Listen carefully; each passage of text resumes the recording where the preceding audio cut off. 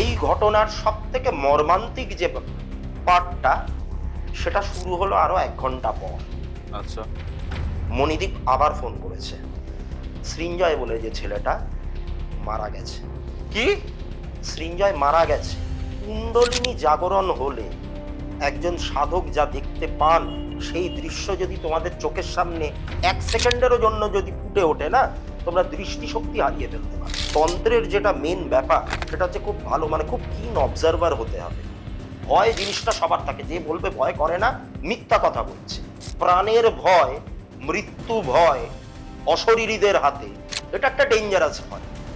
স্বপনদাকে জিজ্ঞাসা করলাম যে আমরা তো সেই দুপুরবেলায় এসছি, এই বাড়িটাতে কি সত্যিই কিছু আছে?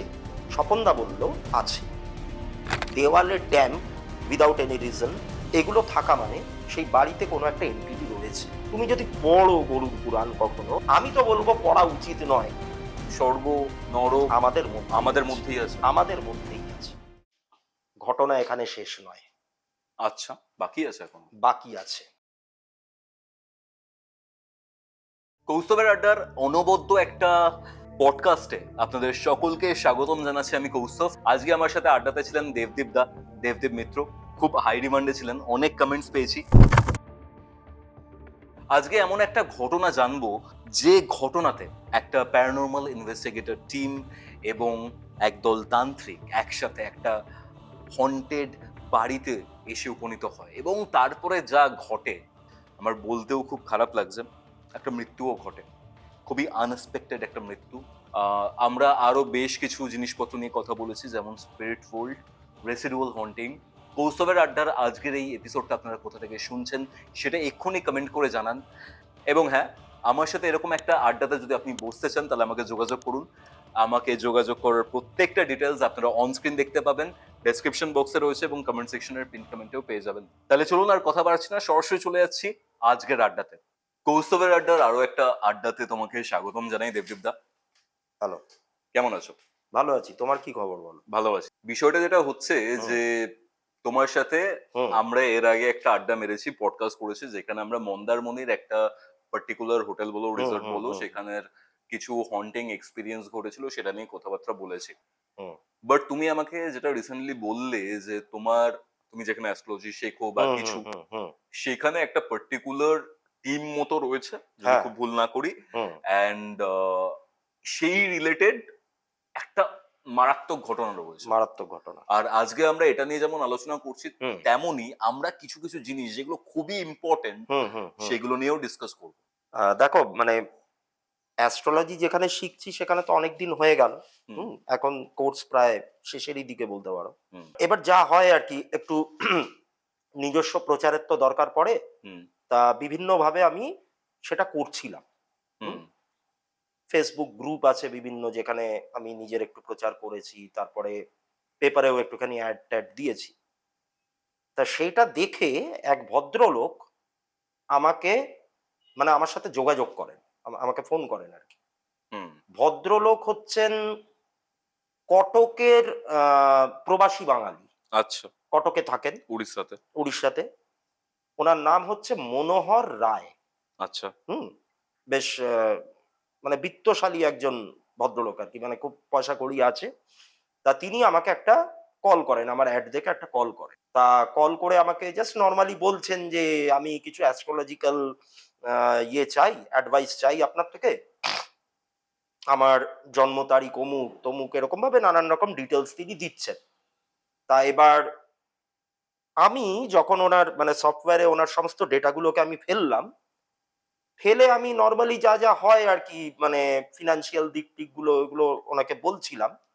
তা ভদ্রলোক বলছেন যে আমি কিন্তু ওই রিলেটেড কিছু জানতে চাইনি। ওকে। ফিনান্স রিলেটেড বা আমার যেটা কোশ্চেন অন্যান্য, থাকে, যেগুলো কোয়েশ্চেন থাকে নর্মালি। কারণ দেখো, অ্যাস্ট্রোলজারদের কাছে মেইনলি আজকাল লোকে কেন আসছে, ফিনান্সের দিকটা, চাকরি বাকরির দিকটা ঠিকঠাক হবে কিনা, আর বিয়ে তো এগুলো।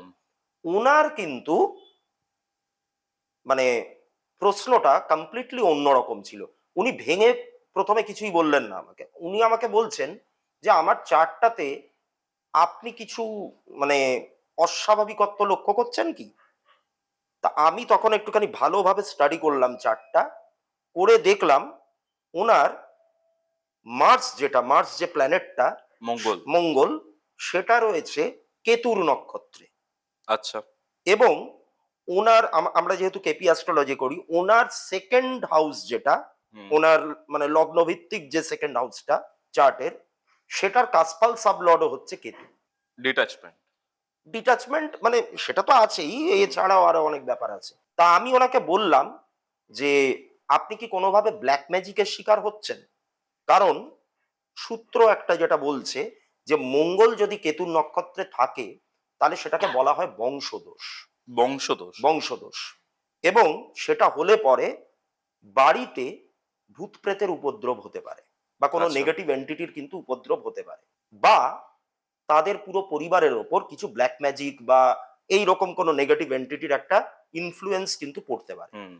তা আমাকে তিনি বললেন যে আপনি একদম সঠিক কথা বলেছেন। আচ্ছা। আমি বিগত ২.৫ কি ৩ বছর ধরে একটা জিনিস ফেস করছি। তবে আমরা যেখানে থাকি সেই বাড়িটাতে কোনো রকম প্রবলেম নেই। ওনার আরেকটা প্রপার্টি রয়েছে যেটা তোমার ওই পুরী যেতে দেখবে খুর্দা রোড জাংশন বলে একটা হুম, স্টেশন হুম, পড়ে। হুম, বাই রোড। হ্যাঁ, ওই স্টেশনের কাছে ওনার একটা প্রপার্টি রয়েছে হুম। যেটা উনি ভাড়া দেওয়ার পারপাসে রেখেছেন আর কি। এককালে ওনার মানে বড় হয়ে ওঠা ওখানেই কিন্তু। তারপরে উনি কটকে শিফট হয়ে যান কর্মসূত্রে, আর ওই বাড়িটা ফাঁকা পড়ে থাকে। তা উনি পরে ভেবেছিলেন যে ওটা ভাড়া দেবেন।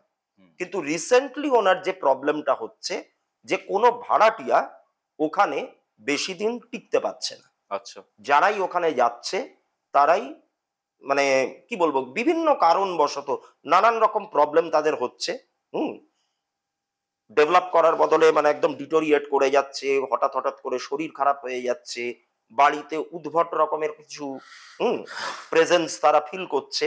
তো এরকম নানান রকম ব্যাপার, যেই কারণে ওখানে ভাড়াটে থাকতে পারছে না, টিকতে ওকে, পারছে না। ওকে। তা আমাকে বলছেন যে আমি এই জায়গাটা থেকে কিভাবে বেরিয়ে আসবো আপনি যদি একটুখানি বলেন।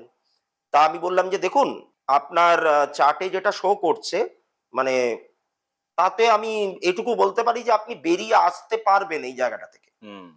তা আমাকে তখন বলছেন যে আপনি কি এরকম কাউকে চেনেন যিনি এই সমস্ত কাজ-টাজ করেন? হ্যাঁ, মানে এই সমস্ত সমস্যা হলে যেগুলো নিবারণের যে কাজগুলো। তা আমি বললাম যে হ্যাঁ, আমার একজন পরিচিত আছেন, এবং সেটা আমি যেখানে অ্যাস্ট্রোলজি শিখছি সেখানেই এক ভদ্রলোক যান, যিনি একজন তান্ত্রিক। ঠিক আছে? মানে একদম দীক্ষা নেওয়া তান্ত্রিক, কিন্তু তিনি খুব একটা প্রচারে আসেন না। হুম। তা আমি তখন ওই ভদ্রলোকের সাথে কথা বলে আমি বললাম যে ঠিক আছে, আমি আমার পরিচিত যেই লোকটি রয়েছেন আমি তার সাথে একটুখানি কথা বলে দেখি উনি কি বলেন। এবার আমি ওনার তন্ত্র সাধনার ব্যাপারে অত কিছু জানতাম না, জাস্ট নর্মালি ক্লাসে যেরকম পরিচয় হয়, হুম, সেখানেই পরিচয় হয়েছে। তো ওই ভদ্রলোককে আমি জিজ্ঞাসা করলাম যে এরকম কটক থেকে এক ব্যক্তি আমাকে ফোন করেছিলেন, মনোহর রায়। তা উম, তিনি তার একটা প্রপার্টি রয়েছে খুর্দা রোড জাংশনের কাছে। তা ওখানে একটা কিছু সমস্যা আছে। হুম? তা সেই সমস্যাটার কি আপনি কিছু সমাধান করতে পারবেন? কারণ আমি তো জানি না আপনি কি কাজ-টাজ করেন। তা তখন বলছেন যে, "হ্যাঁ, আমি পারবো। আমি পারবো। আমি কিছু লোকজন নিয়ে তাহলে ওখানে যাবো। কিন্তু তার আগে আমাকে ভদ্রলোকের সাথে কথা বলতে হবে।" এবার যিনি আমাদের ক্লাসে মানে শিখছেন আরকি, তার নাম হচ্ছে স্বপন, স্বপনদা। আমরা স্বপনদা বলে ডাকি। মানে ক্লাসের মধ্যে মানে একটা অ্যাস্ট্রোলজি ক্লাসে তো আর কোনো বয়সের বাঁধা ধরা নিয়ম থাকবে না। মানে ক্লাসের মধ্যে বলতে পারো সবথেকে সিনিয়র মোস্ট ক্যান্ডিডেট হচ্ছেন উনি। ৫০ এর উপর বয়স ওনার। তা উনি তারপরে কি করলেন, আমি ওই মনোহর বাবুর নাম্বারটা ওনাকে দিয়ে দিলাম। উনার নাম্বারটাও আমি মনোহর বাবুকে দিয়ে দিলাম। দুদিক থেকেই শেয়ার হয়েছে নাম্বার। যোগাযোগ হয়, দুজনের মধ্যে কথাবার্তা হয়। তা কথাবার্তা হওয়ার পর স্বপনদা আমাকে আবার কল ব্যাক করে। কল ব্যাক করে বলে যে, "ব্যাপারটা হচ্ছে তোকে কি" মানে আমাকে জিজ্ঞাসা করছে যে, "তোকে কি বলেছে যে কি প্রবলেম বাড়িটাতে?" তা আমি বললাম যে, "হ্যাঁ, বলেছে যে কি ভাড়াটে আসছে কিন্তু টিকতে পারছে না। বিভিন্ন রকমের সমস্যা তারা ফেস করছে। আ নানান রকমের অদ্ভুত রকমের ফিলিংস তাদের হচ্ছে" এইগুলো বলেছে। তা বললেন যে, "কারণটা কি বলেছেন?" আমি বললাম যে, "না, কারণ তো আমাকে বলেননি।"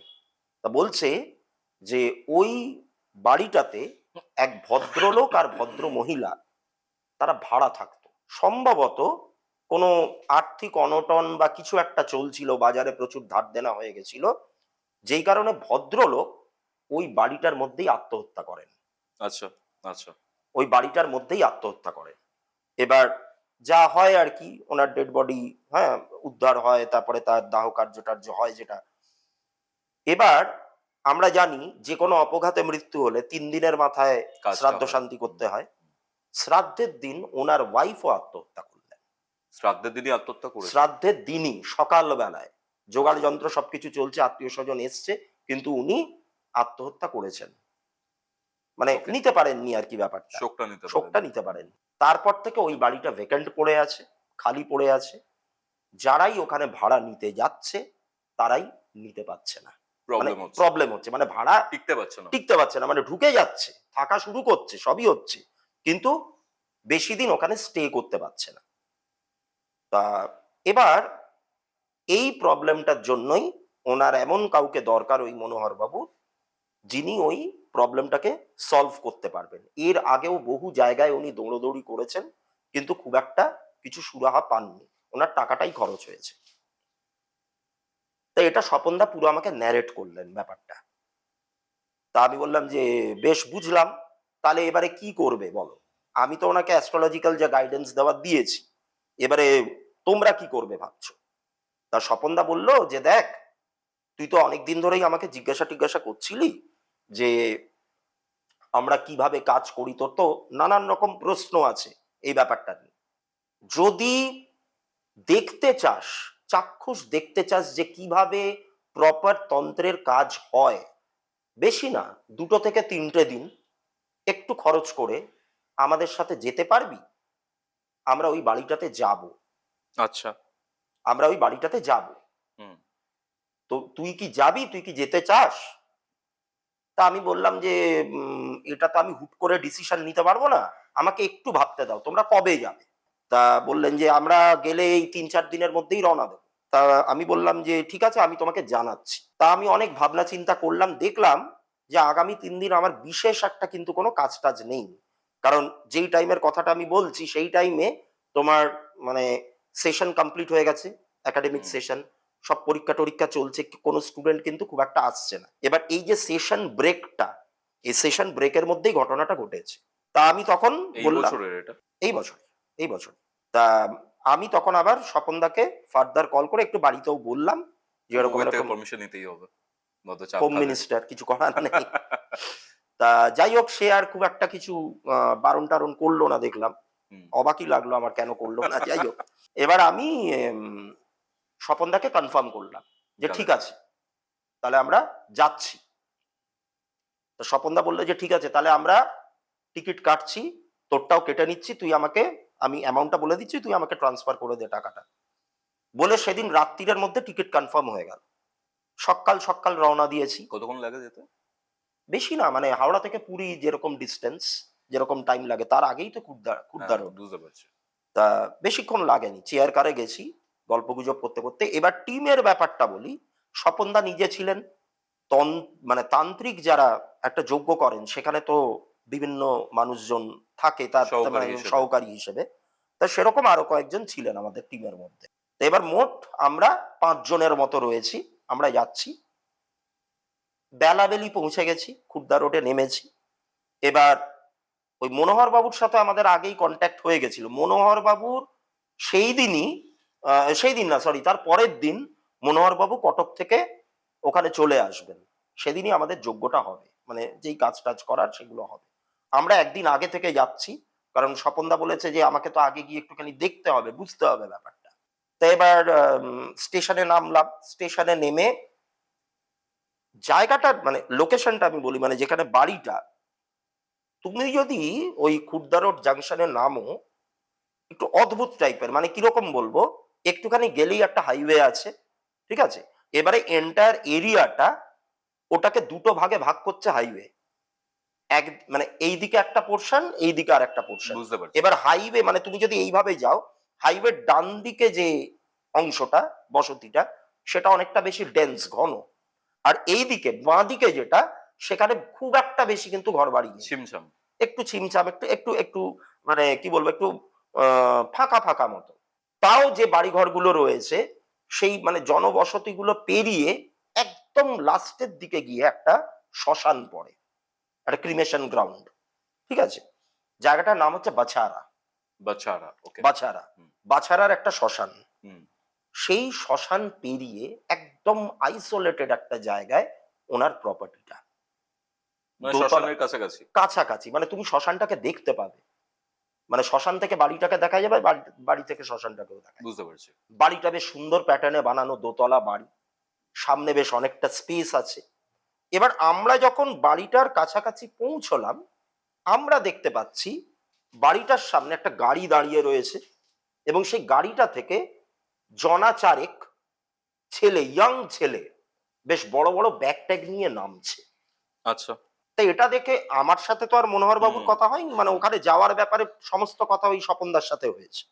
তো স্বপনদা তখন মনোহর বাবুকে একটা ফোন করলেন যে আপনি যে বললেন যে বাড়িটা ফাঁকা থাকবে, এরা কারা?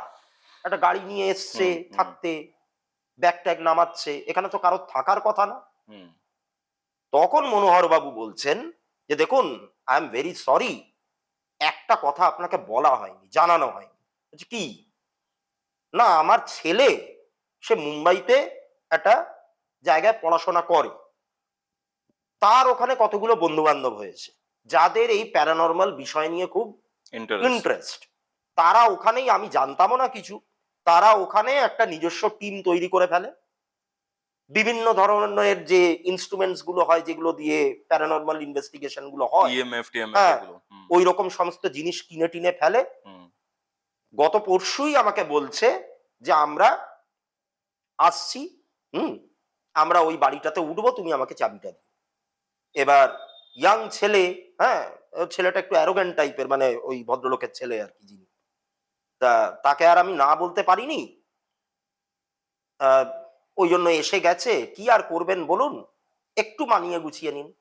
স্বপনদা গেছে রেগে, বলছে না না, আমি তাহলে ব্যাক করে যাচ্ছি কলকাতা, একটা কোনো হোটেলে উঠছি, টিকিট কেটে আমি আবার কলকাতা ব্যাক করছি। হুম। এইভাবে কাজ হবে না। কেন? কারণ ওখানে যখন একটা তন্ত্র রিলেটেড কাজ করা হবে, একটা ফাঁকা, একটা আইসোলেশনের দরকার। আচ্ছা। অন্যান্য কেউ থাকলে তাদের তো একটা বিপদ আপদ হতে পারে, হুম। একটা ডিস্টারবেন্স হতে পারে। বা ওদের জন্য যোগ্যটা। হ্যাঁ, মানে একটা নানান রকম, মানে এটা স্বপনদার ভার্সন। আচ্ছা। তা তখন ওই মনোহর বাবু অনেক রিকোয়েস্ট করলেন, ভদ্রলোক একটু ভালো মানুষ টাইপের আর কি লোকটা, তা অনেক রিকোয়েস্ট করলেন, করে বললেন যে একটু মানিয়ে গুছিয়ে নিন, কি আর হবে, ওরা বেশি দিন থাকবে না, 2 দিনের ব্যাপার, আপনাদেরও তো 2 দিনের ব্যাপার, হয়তো আমি জানি না কতদিন আপনাদের লাগবে, তো আপনারা কাজটা করে বেরিয়ে যাবেন, ওদের সাথে খুব একটা ক্ল্যাশ হবে না আপনার, কারণ ওরা তো আর কিছুই না, জাস্ট একটু ইনভেস্টিগেশন করবে। মানে এরা জাস্ট লাইক মানে প্যাশনেট, তাই জন্য চলে তাই এসেছে। জন্য চলে এসছে, মানে অ্যাজ সাচ আগে কোনো এক্সপেরিয়েন্স আগে কোনো এক্সপিরিয়েন্স নেই। নতুন টিম। আচ্ছা। তো এবার আমরা ঢুকলাম বাড়িটাতে, ছেলেগুলোর সাথে আলাপ হলো। হুম। এবার মনোহর বাবুর যে ছেলে, তার নাম হচ্ছে মণিদীপ। তো এই মণিদীপের সঙ্গে আমি আলাপ করলাম, তার আরো 3 জন বন্ধু, একজনের নাম সৃঞ্জয়, মৃণাল আর অনুপ বলে একটি ছেলে, সবাই বাঙালি কিন্তু, ঠিক আছে, বাট মুম্বাইতে থাকে। মুম্বাইতে থাকে, এরা সবাই বাঙালি। তা ওরা এরকম হঠাৎ করেই একটা টিম ফর্ম করেছে, ইনভেস্টিগেট বশে। করবে শখের বসে। এবং এটাও বললো আমাকে যে this is the first time কোনো হন্টেড জায়গায়, যে মানে যেই জায়গাটার একটা কোনো বদনাম রটে গেছে কোনোভাবে, ফার্স্ট টাইম এরকম একটা জায়গায় এসে ইনভেস্টিগেট করার একটা অভিজ্ঞতা হচ্ছে ওদের, এর আগে কিন্তু কোথাও কিছু করেনি। ওকে। তো ঠিক আছে, ভালো কথা, স্বপনদা বলে দিল কেউ যেন কারোর মানে রাস্তায় না আসে, আমরা আমাদের মতো করে করব, তোমরা তোমাদের মতো করে করো, কোনো রকম বিশৃঙ্খলা যেন আমি না দেখি। এইবার আমরা তো ঢুকলাম বাড়িটাতে, বাড়িটা একটু মানে কি বলবো, একটু মানে নোংরা মতো হয়েছিল আর কি, হ্যাঁ, কোনো মতে একটুখানি পরিষ্কার টরিষ্কার করে, মানে একটু থাকবার একটি ব্যবস্থা আর কি করা। দুপুরটা নির্বিঘ্নে কেটে গেল। সন্ধ্যের দিকে বাড়িতে ইলেকট্রিসিটি ছিল, আমরা দেখছি ভোল্টেজ ড্রপ করছে, আচ্ছা। ফ্লাকচুয়েট হচ্ছে কিন্তু ভোল্টেজ, আলোর মানে যে তীব্রতা সেটা কমছে বাড়ছে। তা আমরা তখন বললাম যে নিচে থেকে লাভ কি, চলো আমরা একটু ছাদের দিকে যাই। সবাই তোমরা না? আমরা মানে আমাদের মধ্যেই একটা ডিসকাশন হলো, তা ছাদের দিকে যাব।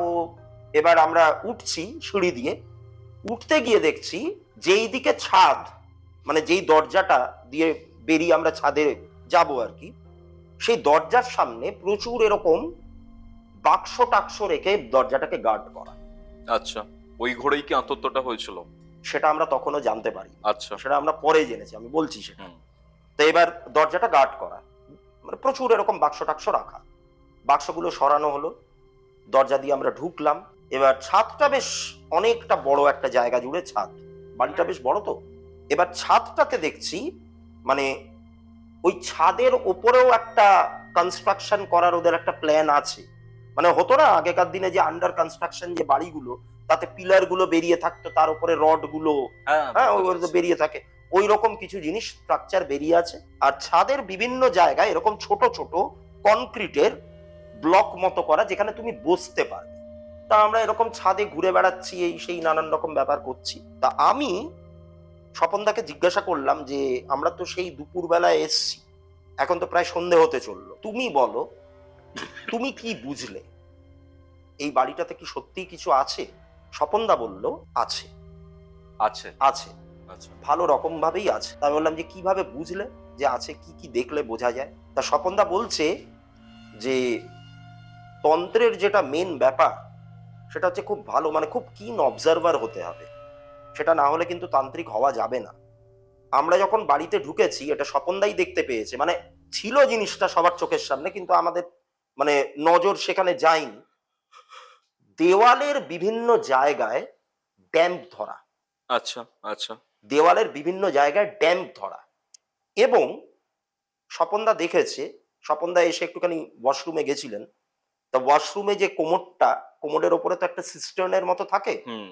সেই সিস্টার্নে বিভিন্ন শেপ, একটা বাচ্চা বাড়িতে থাকলে সে যেরকম যদি দেওয়ালে খুব আঁকিবুকি কাটে, ধরো দেওয়ালে একটা স্কোয়ার এঁকে রেখেছে, কি একটা রেক্ট্যাঙ্গেলের মতো এঁকে রেখেছে, কি একটা ট্রায়াঙ্গেল বা একটা সার্কেল, মনে হচ্ছে যেন প্যাস্টেল দিয়ে ওরকম কিছু আঁকা। আচ্ছা। ঠিক আছে, কোমরের ওপর? কোমরের যে সিস্টেমটা হ্যাঁ, বুঝতে তার পারছি। উপর।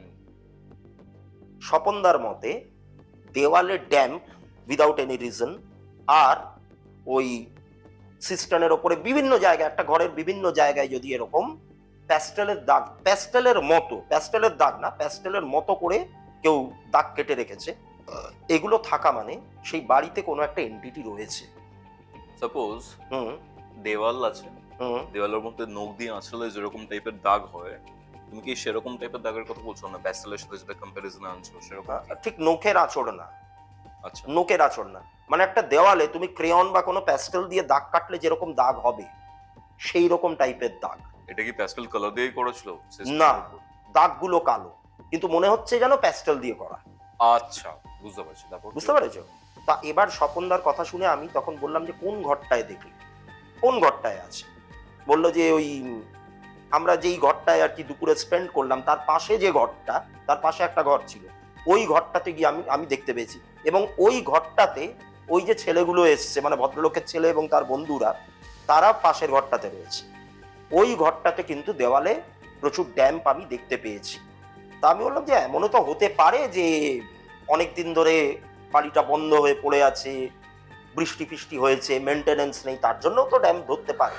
তা স্বপনদা বললো যে হ্যাঁ সেটাও পারে, কিন্তু যদি সেটা না হয়, ঠিক আছে, ওই কারণে যদি ড্যাম্প ধরে না থাকে, তাহলে জানবি যে এখানে কোনো ওইসব জিনিসের উপদ্রব রয়েছে, ওইসব জিনিসের কোনো একটা উপস্থিতি রয়েছে। তাহলে আমি যে ঠিক আছে, এটা নতুন জিনিস জানতে পারলাম আমি।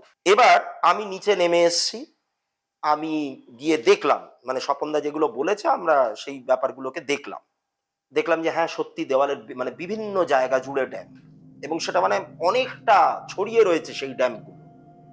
বাথরুমে ঢুকলাম, বাথরুমে ওর লাগোয়া যে ওয়াশরুমটা, সিস্টেনের ওপর ওরকম প্যাস্টেলের দাগ, মানে বিভিন্ন রকমের শেপ আঁকা আর কি। এবার আমি আমার রুমালটা বের করে একটু মোজবার চেষ্টা করলাম। একটা জিনিস দেখো কৌস্তব, একটা ধরো আমি দেওয়ালের ওপরেই ধরো প্যাস্টেল দিয়ে একটা কিছু দাগ কাটলাম, তুমি একটা রুমাল দিয়ে যদি মোছো, দাগটা পুরোপুরি না উঠলেও একটু তো ওটা ব্লার হয়ে যাবে, একটু ব্লার হবে, হ্যাঁ। কিচ্ছু হচ্ছে না, মানে ওই মনে হচ্ছে দাগটা, permanent। হ্যাঁ ওই দাগটার ওপর কোনো প্রভাবই পড়ছে না।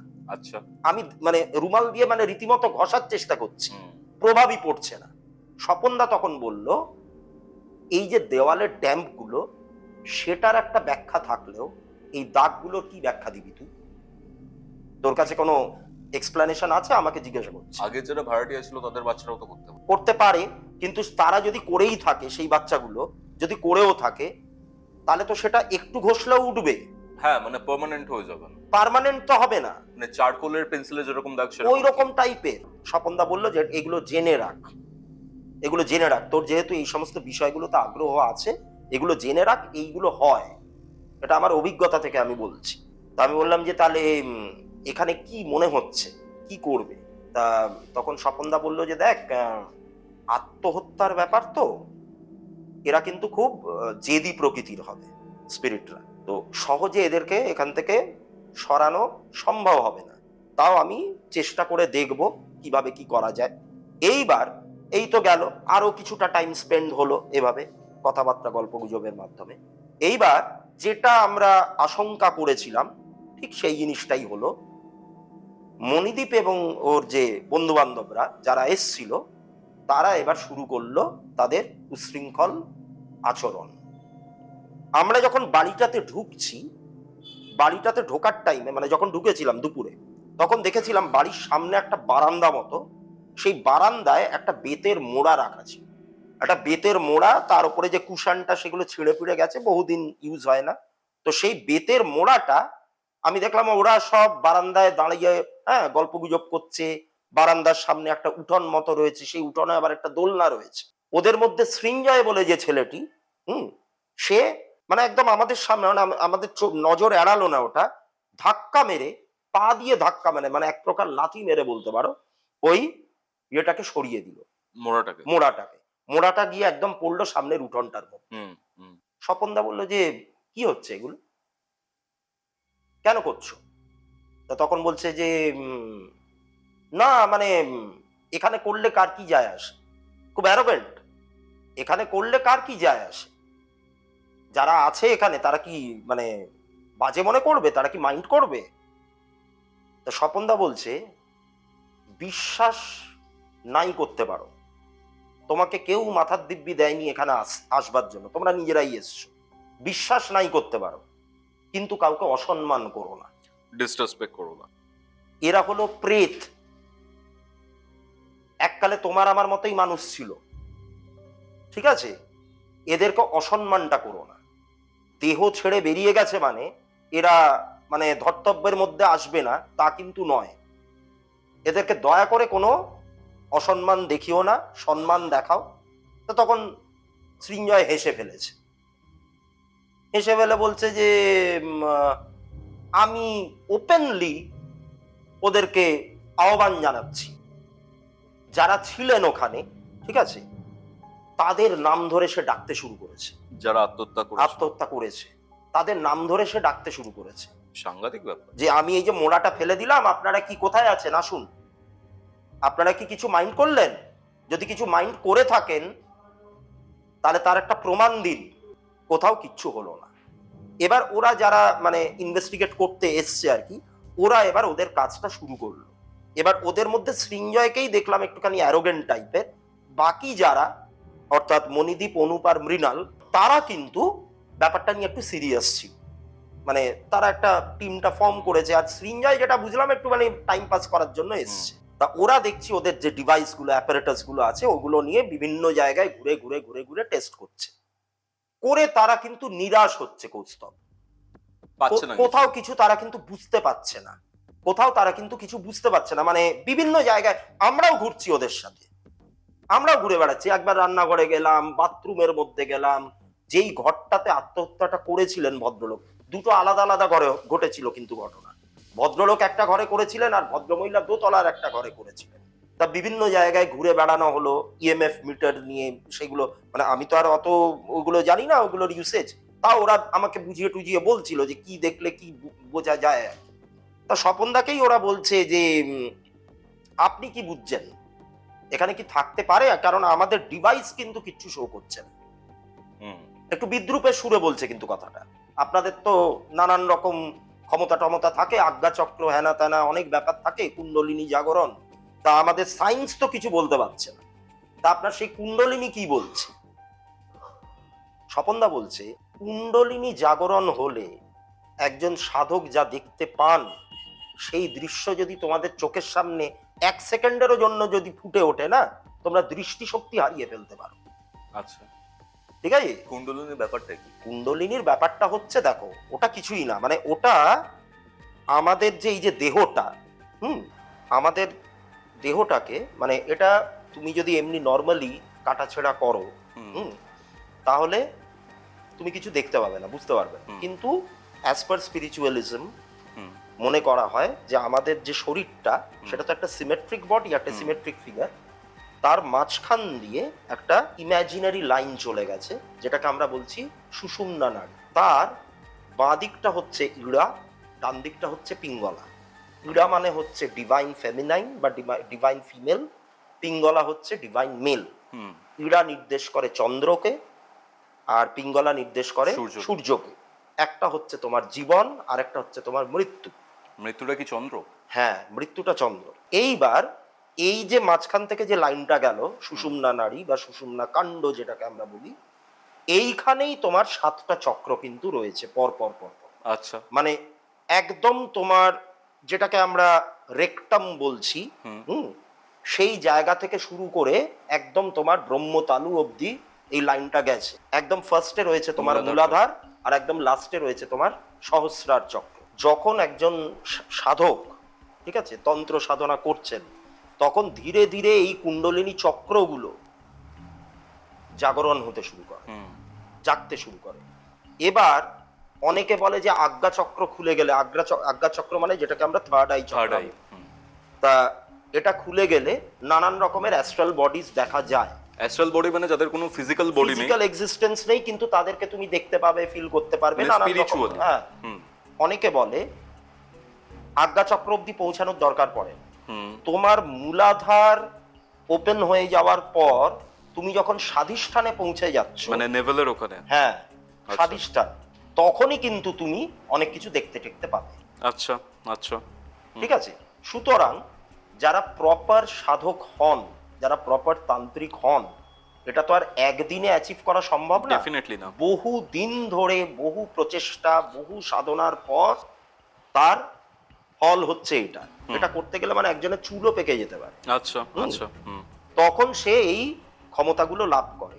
তখন তাদের ওই ইএমএফ মিটার বলো বা যা যা ডিভাইস আছে, সেগুলো দরকার পড়ে না, তারা এমনি সেন্স করতে পারে। আচ্ছা, তা এবার ওই ছেলেগুলো আর কি একটু বিদ্রুপাত্মক মন্তব্য, মানে স্বপনদাকে, যে আপনি তো তান্ত্রিক, আপনার তো নানান রকম দেখতে পাওয়ার কথা, শিখে এসছে, মূলাধার স্বাধিষ্ঠান এই বলেই ভাবছে যে অনেক কিছু, হ্যাঁ, তাহলে তো আপনার দেখতে পাওয়ার কথা, আপনি কি কিছু দেখতে পাচ্ছেন? তা স্বপনদা বলছে যে দেখো, আমি কিন্তু এই বাড়িতে এসেই অনেক কিছু ফিল করেছি। আচ্ছা, আর এই যে দেখার কথা যেটা তোমরা বলছো না, এই যে টোন টিটকিরি যেগুলো মারছো, এগুলো যদি 1 সেকেন্ডের জন্য তোমরা দেখতে পাও, তোমাদের দৃষ্টিশক্তি পর্যন্ত হারিয়ে যেতে, ওকে ওকে, তোমরা অন্ধত্ব প্রাপ্তি হয়ে যেতে পারে। কাজে এইগুলো নিয়ে মজা করো না। আচ্ছা, এবং ওই যে মোড়াটাকে তুমি লাথি মেরে ফেললে, এই জিনিসগুলো আর ফার্দার করো না। এখানে কেউ থাকুক বা না থাকুক, আমি তো বলছি আছে, তাদের সাথে অন্তত বিশ্বাস নাই করতে পারো, কিন্তু তাদের সাথে অন্তত ইয়ার্কিটা মেরো। যাই হোক, এই নিয়ে সামান্য একটু বাকবিতণ্ডা হয়েছে। তারপরে রাত আরো বেড়েছে, মানে বলতে পারো তোমার 9টা কি 9:30 বাজে। এবার আমরা যারা আমরা স্বপনদার সাথে গেছি, তারা তো একটা ঘরে রয়েছি। এবার ডিসকাশন হচ্ছে যে আমরা কি করব। এবার স্বপনদা বলছে যে আরেকটু রাতের দিকে, নানান রকম তিথি নক্ষত্র এগুলো তো দেখছেন উনি, আরেকটু রাতের দিকে আমরা পুরো বন্ধনের কাজটা সারব। দেহবন্ধন, গৃহবন্ধন, কারণ আমরা তো কাজটা করব, যজ্ঞবেদী নির্মাণ করা আছে, অনেক রকম ব্যাপার আছে। তো সেইগুলো করতে গেলে যাতে যারা এখানে রয়েছে তারা যাতে কোনো রকম ভাবে ডিস্টারবেন্স ক্রিয়েট করতে না পারে, সেই জন্য এই বন্ধনটা। এবারে দেখো, আমি গেছি ওখানে, আমি হতে পারে আমি অ্যাস্ট্রোলজিটা জানি, কিন্তু আমার তন্ত্রের বিষয়ে তো বিন্দুমাত্র অভিজ্ঞতা তো আমার নেই। যতটুকু যা জানি আমি বই পড়ে জেনেছি। কিন্তু উনি একজন তান্ত্রিক, তা আমাদেরও প্রোটেকশনের দরকার পড়বে, ওরা যারা এসছে তাদেরও প্রোটেকশনের দরকার পড়বে, এবং ওইটা করতে গেলে নাম গোত্র এইগুলো প্রয়োজন পড়ে। তা সেইগুলো আমরা 11টার পর থেকে, রাত্রির 11টার পর থেকে স্টার্ট করব। এই কথাটা হলো যখন, তখন 9:30 বাজে। আচ্ছা। ইন দ্য মিনওয়াইল কি হয়েছে, যেই ঘরটাতে ইয়েরা বসেছিল আর কি, ওই ছেলেগুলি। মনোহর বাবুর ছেলে, হুম, তা ওই ঘর থেকে আমরা দেখছি বেশ হাসাহাসি, হুম, এইগুলোর শব্দ টব্দ আসছে, আড্ডা ফাড্ডা হচ্ছে আর কি, হুম। তা আমি জাস্ট একবার ঘরটাতে উঁকি মেরে দেখছি, ওখানে তারা একদম আসর জমিয়ে ফেলেছে, হুম, রঙিন ড্রিং জল ফ্রিং, টল। হ্যাঁ, ভালো রকমই চলছে। হুম। তা আমি স্বপনদাকে এসে ব্যাপারটা বললাম। এটা উচিতই নয় একদম। স্বপনদা তো মানে এই মারে কি সেই মারে অবস্থা, ফিউরিয়াস হয়ে গেছে। ফিউরিয়াস হয়ে গেছে যে তোমাদের কোনো সামান্য সেন্সটুকু নেই। তোমরা এখানে বসে ড্রিঙ্কসের বোতল খুলেছে, তুমি জানো যে এইগুলো কতখানি নেগেটিভ এন্টিটিকে Attract করে। অ্যাট্রাক্ট করতে পারে। এইগুলো দিয়ে প্রেত আবাহন করা হয়। আমাদের তন্ত্রে বিভিন্ন কৌশল আছে, যেখানে আমরা কারণ বাড়ি ইউজ করি, আমরা অ্যালকোহল ইউজ করি, কারণ 5 মকারের মধ্যে যে তৃতীয় সেটাই হচ্ছে মদ। মদ। এবারে সেটা- ব্যাপারটা হচ্ছে পঞ্চমকার সাধনা আবার একটু অন্য হ্যাঁ, ধরনের, মানে ওটা বাদ দাও, আমি ওই attraction এর জন্য বলছি।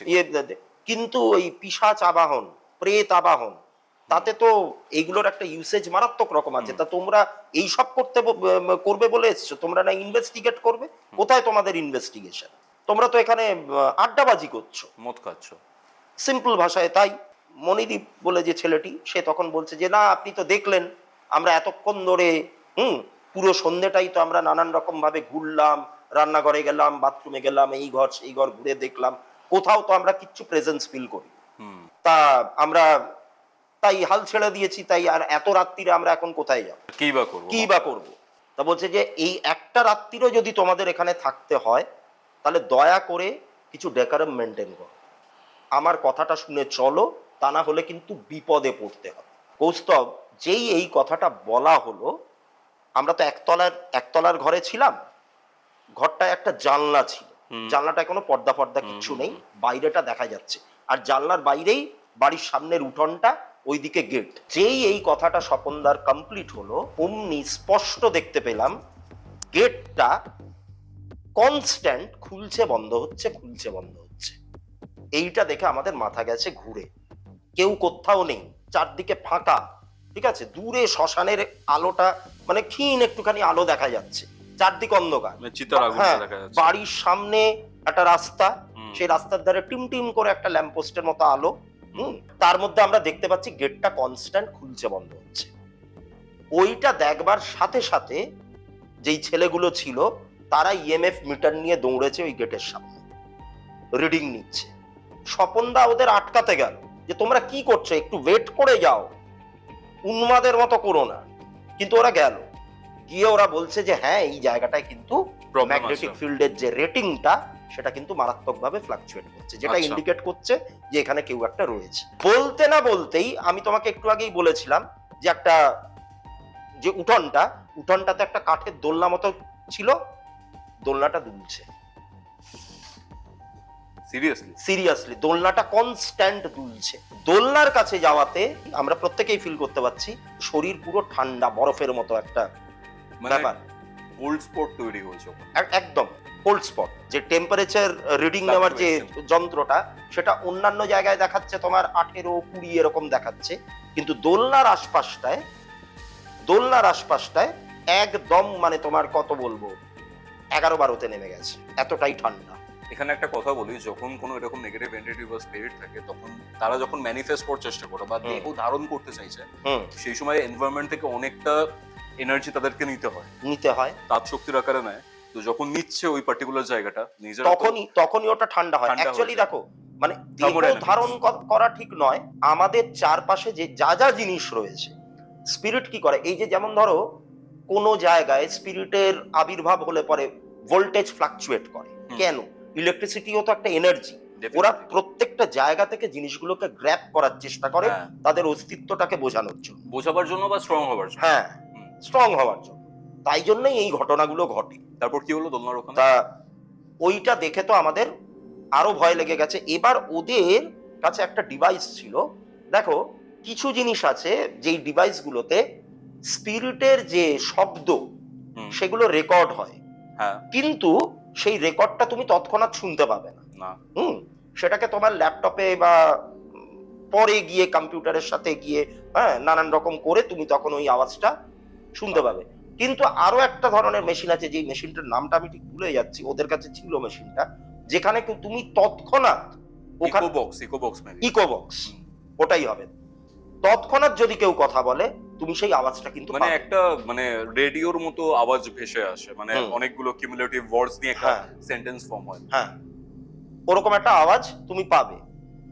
কৌস্তব, আমরা স্পষ্ট শুনতে পাচ্ছি একটা মহিলার কণ্ঠ, কাকে বলছে কথাটা জানি না, হয়তো সবাইকেই বলছে, ইকোবক্স থেকে আসছে, একদম ঘষা ঘষা, মানে কি বলবো, রেডিও থেকে যেরকম আওয়াজ বের হয়, আগেকার দিনের রেডিওতে যেরকম টিউনিং করার টাইমে, এখান থেকে চলে যা, স্পষ্ট বাংলায়, এখান থেকে চলে যা, না হলে শরীরটাকে এমন ভাবে ছিঁড়বো যে কেউ চিনতে পারবে না। ইকোবক্স থেকে এই আওয়াজটা আসছে, এটা আমাদের নিজের কানে শোনা। আচ্ছা, এতক্ষণে ওই বীর পুরুষরা তারা ভয় পেয়েছেন। ঠিক আছে, এতক্ষণ তো খুব ইয়ার্কি ফাজলামি খুব বিশাল একটা চলছিল, এতক্ষণে ওনারা ভয়টা পেয়েছেন, সবাই সুর করে ঢুকে গেছে ঘরের ভেতরে।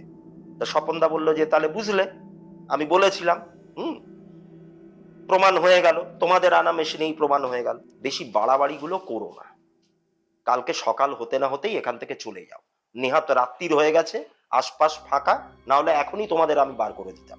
11টার সময় তো স্বপনদা কাজটা শুরু করবে, আমরা আবার জোগাড় যন্ত্র ইয়ে করলাম। রাত 11টা না সকাল? রাত্রি, এগুলো সব রাত্রিরে হচ্ছে।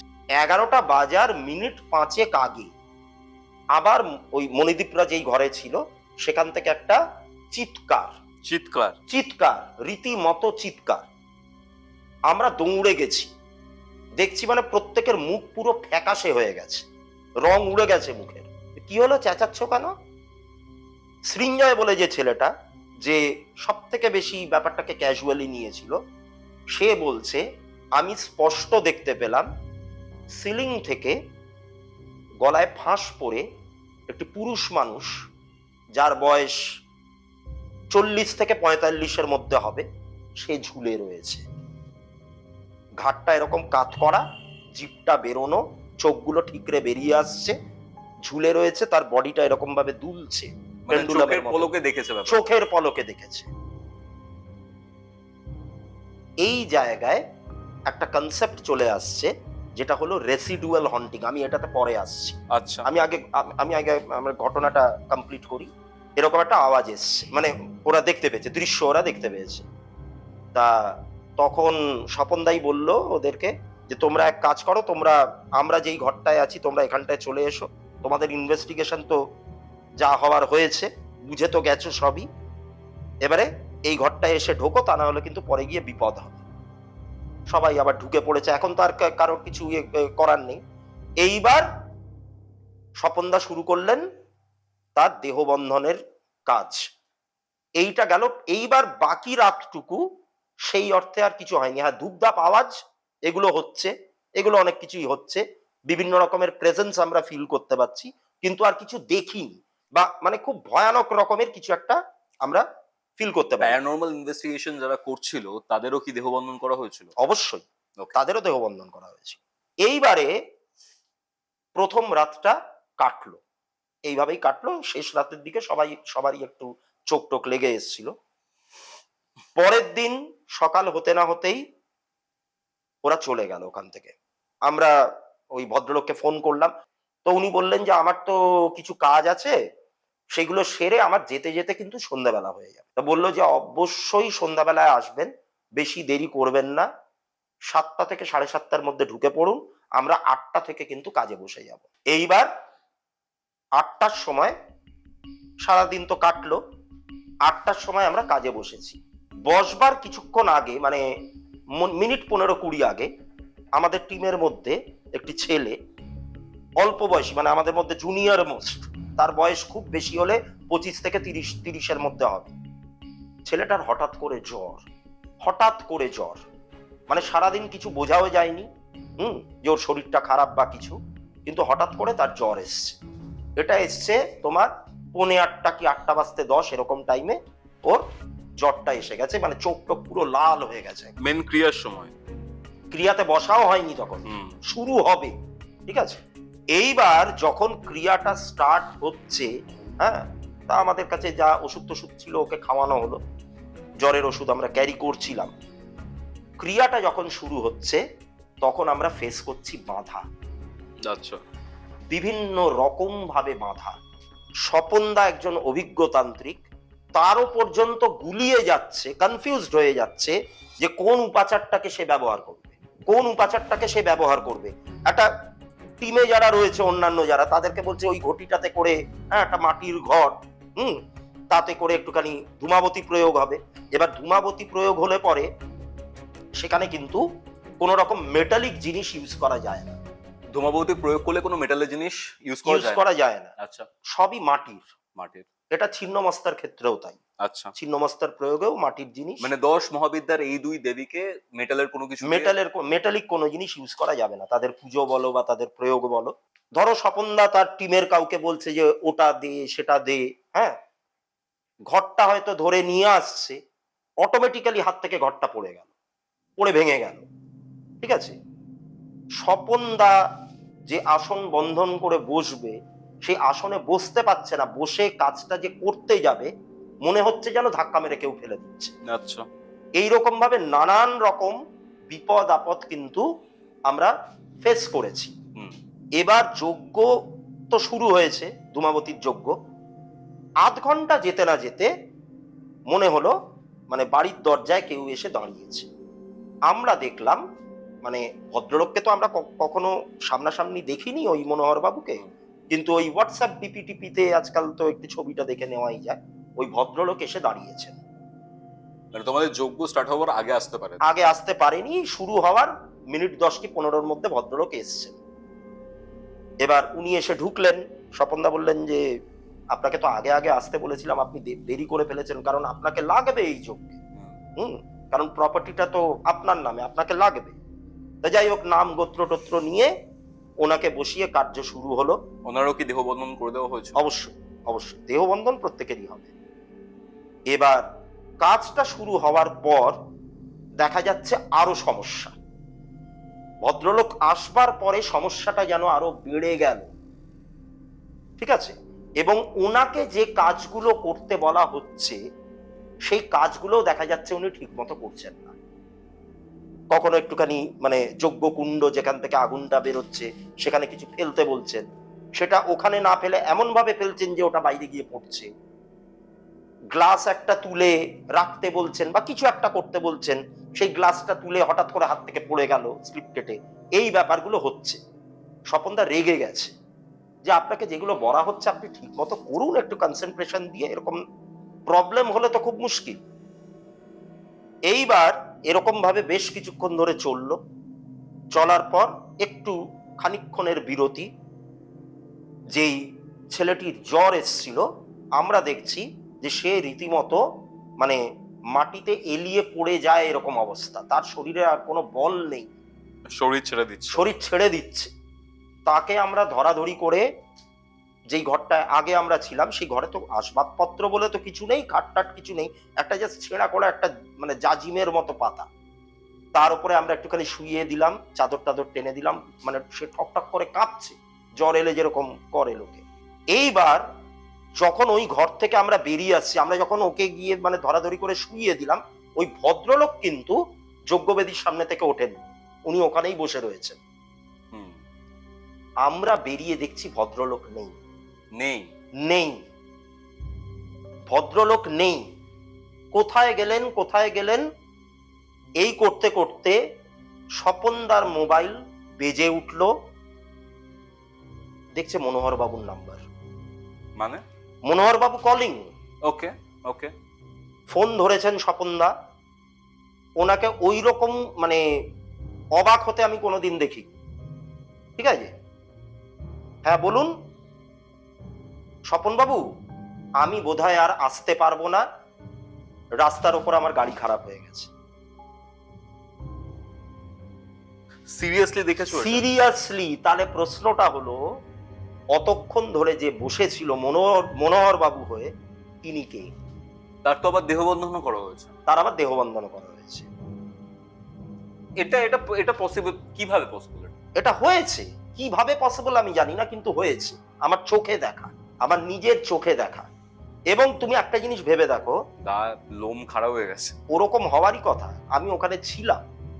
তুমি একটা জিনিস ভেবে দেখো কৌস্তব, ওই ভদ্রলোক, সে যেই হোক না কেন, তাকে যখন কিছু করতে বলা হচ্ছিল, তার হাত থেকে এটা পড়ে যাচ্ছে সেটা পড়ে যাচ্ছে, তার মানে ইচ্ছাকৃতভাবে একটা বিঘ্ন ঘটানো।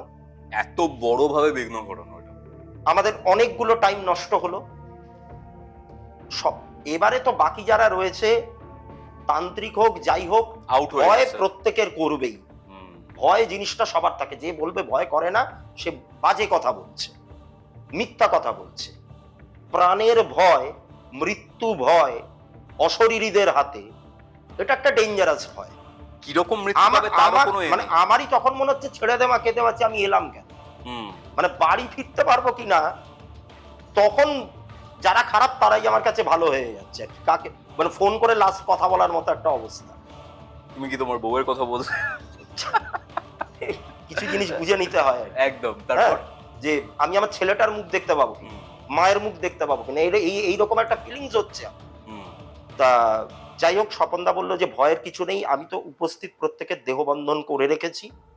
ওই ভদ্রলোকের থেকে নাম গোত্রটা আবার নেওয়া হলো, নিয়ে বলল যে আপনি আসতে পারবেন কি পারবেন না। উনি অনেকটা দূরে, মানে কটক থেকে তো এই জায়গাটা অনেকটা হুম, দূর। হুম, তা আপনি যেখানেই থাকুন, গাড়ি ঠিকঠাক হলে আপনি চলে আসুন, আর যদি নাই আসতে পারেন তাহলে আর আমি কি বলবো, আপনি আপনার নাম গোত্রটা দিয়ে দিন, দিয়ে তারপর যজ্ঞ চলতে লাগে।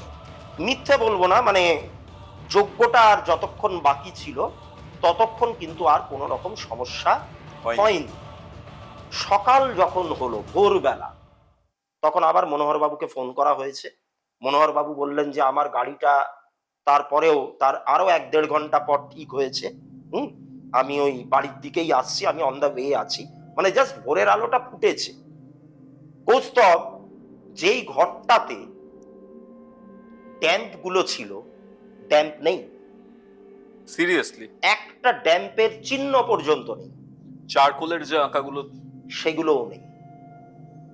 শুধু যেই ঘরটাতে ভদ্রলোক আত্মহত্যা করেছিলেন, সেই ঘরটার যে জানলাটা, হুম, সেই জানলাতে দেখবে ওই আগেকার দিনে ওই খড়খড়। মেটালিক যে নেট গুলো থাকতো, হুম। একটু বরফি বরফি মতো কাটা হ্যাঁ, নেট, হ্যাঁ, হ্যাঁ, হ্যাঁ, হ্যাঁ, হ্যাঁ। সেই নেটটা আমরা যখন ঢুকেছিলাম ইনট্যাক্ট ছিল, একটাই জানলা ঘরে হুম, হুম, ইনট্যাক্ট ছিল।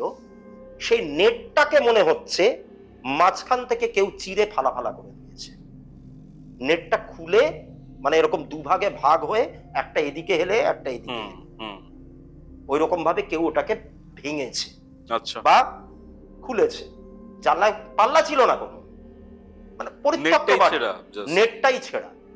স্বপনদা বলল, এই যে দেখছিস, এটা ইন্ডিকেট করছে ওরা বেরিয়ে গেছে এখান থেকে। ঘটনা এখানে শেষ নয়, আচ্ছা, বাকি আছে এখন? বাকি আছে। এরকম? ভদ্রলোক তো এসে পৌঁছালেন, ওনাকে সব বলা টলা হচ্ছে।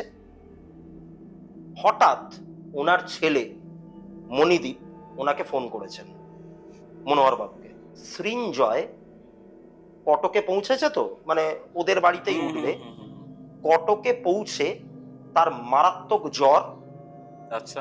ভুল ভাল বকছে, কিছু একটা দেখে বারবার বারবার করে ভয় পাচ্ছে। হুম, হুম। মৃণাল গাড়ি থেকে নামতে গিয়ে মারাত্মকভাবে পড়ে গিয়ে ইনজিওর্ড, পায়ে একটা চোট পেয়েছে, এবং সেই চোটটা বেশ ভালো রকম হাঁটতে পারছে না। আচ্ছা। তা ভদ্রলোক বললেন যে বাড়িতে তো অন্যান্য অনেকে আছে, মাটা তো রয়েছে, তোরা একটু ওই দিকটা দেখ, আমি এইখানে কাজ শেষ করে আমি আজকেই কটকে ফিরে যাব বিকেলের মধ্যে। ওনাদেরকেও বলছি আমাদের সাথে যেতে, কিন্তু ওনারা তো বলছেন যে কলকাতায় ফিরবেন। তা স্বপনদা বলছে যে আমার যেটা মনে হচ্ছে, কলকাতায় আমরা ফিরতে আজকে পারবো না। বাড়ি থেকে বেরিয়ে গেছো তো? বাড়ি থেকে বেরোইনি, আমরা তখনও বাড়িতে রয়েছি। স্পিরিট গুলো? হ্যাঁ, স্পিরিটটা বেরিয়ে গেছে। মানে স্বপনদার ইনটুইশন এটা বললো ওনাকে, বা একটা সিক্স সেন্স কাজ করলো বলা যেতে পারে, যে কলকাতায় মনে হচ্ছে আমরা আজ বা কালের মধ্যে ফিরতে পারবো না। কৌস্তব, আমরা কিন্তু আগামী দুদিনের মধ্যে ফিরতে পারি। কেন? এই ঘটনার সব থেকে মর্মান্তিক যে পার্টটা, সেটা শুরু হলো আরো 1 ঘন্টা পর। আচ্ছা। মণিদীপ আবার ফোন করেছে। সৃঞ্জয় বলে যে ছেলেটা মারা গেছে। কি? সৃঞ্জয় মারা গেছে। ওর তো জ্বর হয়েছিল বলে। জ্বর হয়েছিল, ভুলভাল বকছিল, কিছু একটা দেখে ভয় পাচ্ছিল, ওকে শুইয়ে রাখা হয়েছে।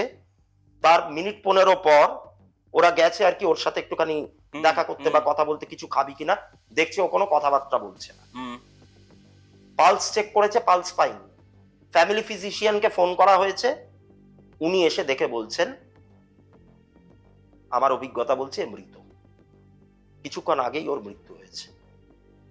4 জন বন্ধু ইনক্লুডিং মণিদীপ, তার মধ্যে একজন মারা গেল। কত বয়স হবে? 21-22।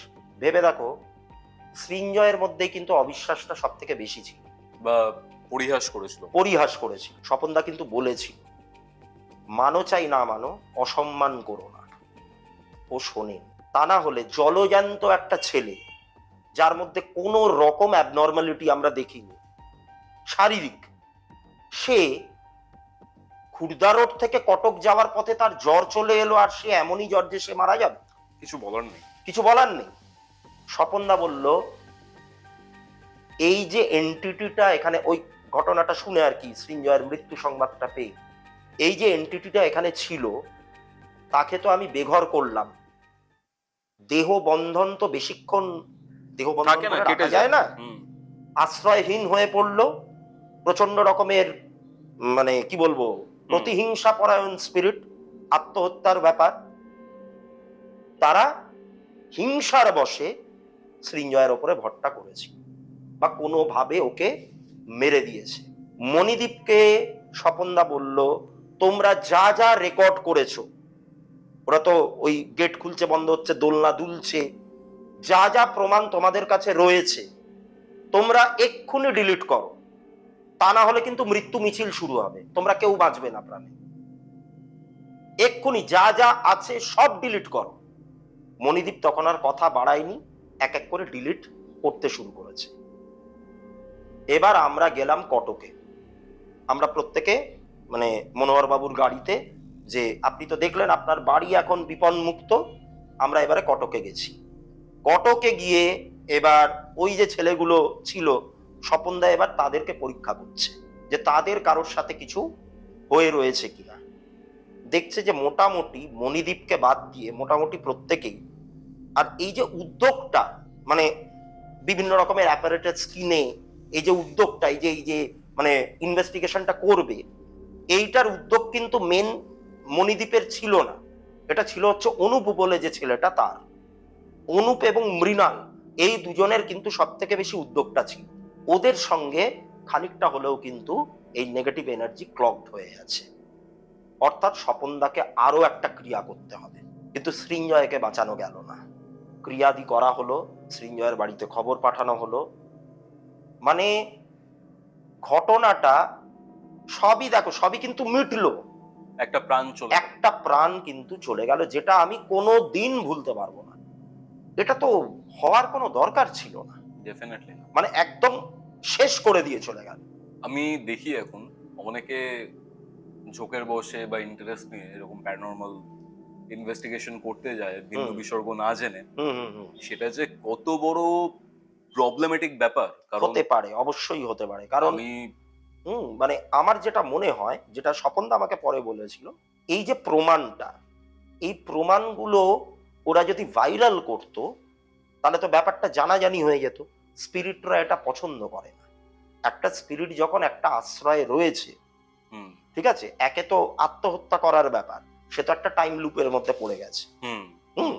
এবার তাদেরকে যদি আমরা বেঘর করি এবং তার প্রমাণ জোগাড় করি যে তারা ওখানে আছে, ওদের একটা ভয় হয় যে এই জায়গাটাকে ডিমলিশ করে দেওয়া হতে পারে। তাই জন্য যারা এই প্রমাণগুলো জোগাড় করে, তাদের ওপর কিন্তু নানান রকম ভাবে একটা অ্যাটাক আসতে পারে। অ্যাটাক আসতে পারে কেন বলবো, এসেছে, তা না হলে ওই ছেলেটা মারা যাবে কেন? তুমি একটা কথা বলছিলে হুম, দেবদা, হুম, হুম। আমি এই ঘটনার প্রসঙ্গতেই আসছি। হুম সেটা হচ্ছে রেসিডুয়াল হন্টিং। হুম। সেই ব্যাপারটা কি তুমি ঘটনাটা বলতে গিয়ে মেনশন দেখো, করলে? ঘটনাটার কোন জায়গাতে এই ব্যাপারটা এসেছিল, যে ওই ঘরটাতে, লটকাচ্ছিল। হ্যাঁ মানে ওই গলায় ফাঁস পরে ঝুলেছিল। এবার যেই ব্যক্তি মারা যান, সেটা স্বাভাবিকভাবেই মারা যান কি অস্বাভাবিকভাবেই মারা যান, তার তো যে স্পিরিটটা, সেটা দেহ থেকে বেরিয়ে যায়। আমরা জানি যে স্পিরিটের কোনো ফর্ম নেই, সে একটা ফর্মলেস, একটা এনার্জি। হুম পজিটিভ নেগেটিভ আমি সেই বিতর্কে যাচ্ছি না, মোট কথা সে হচ্ছে একটা এনার্জি। হুম হুম কিন্তু যখন আমরা চলমান ছবির মতো আমাদের চোখের সামনে দেখতে পাই, যে একটা কোনো ঘোস্ট বা কিছু, যেটাকে আমরা ঘোস্ট বা অ্যাপারিশন, হুম। ওয়েস্টার্ন কান্ট্রিতে বলা হয় অ্যাপারিশন, হুম সে যখন, এই ভদ্রলোকের ক্ষেত্রেই আমি যদি ধরি, যে মানে সিলিং থেকে ঝুলে রয়েছেন, ওই রকম পোশাক পরা, গলায় ফাঁসটাও দেখা যাচ্ছে, যেটা দিয়ে উনি ফাঁসটা পরেছিলেন। প্রশ্ন হলো, ভদ্রলোক তো মারা গেছিলেন, হুম। তাহলে কি ওনার পোশাক, এই ফাঁস, এগুলো কি মরে ভূত হয়েছে? হ্যাঁ মানে এক্স্যাক্টলি। তাকে আমরা দেখছি কিভাবে? হ্যাঁ হ্যাঁ হ্যাঁ।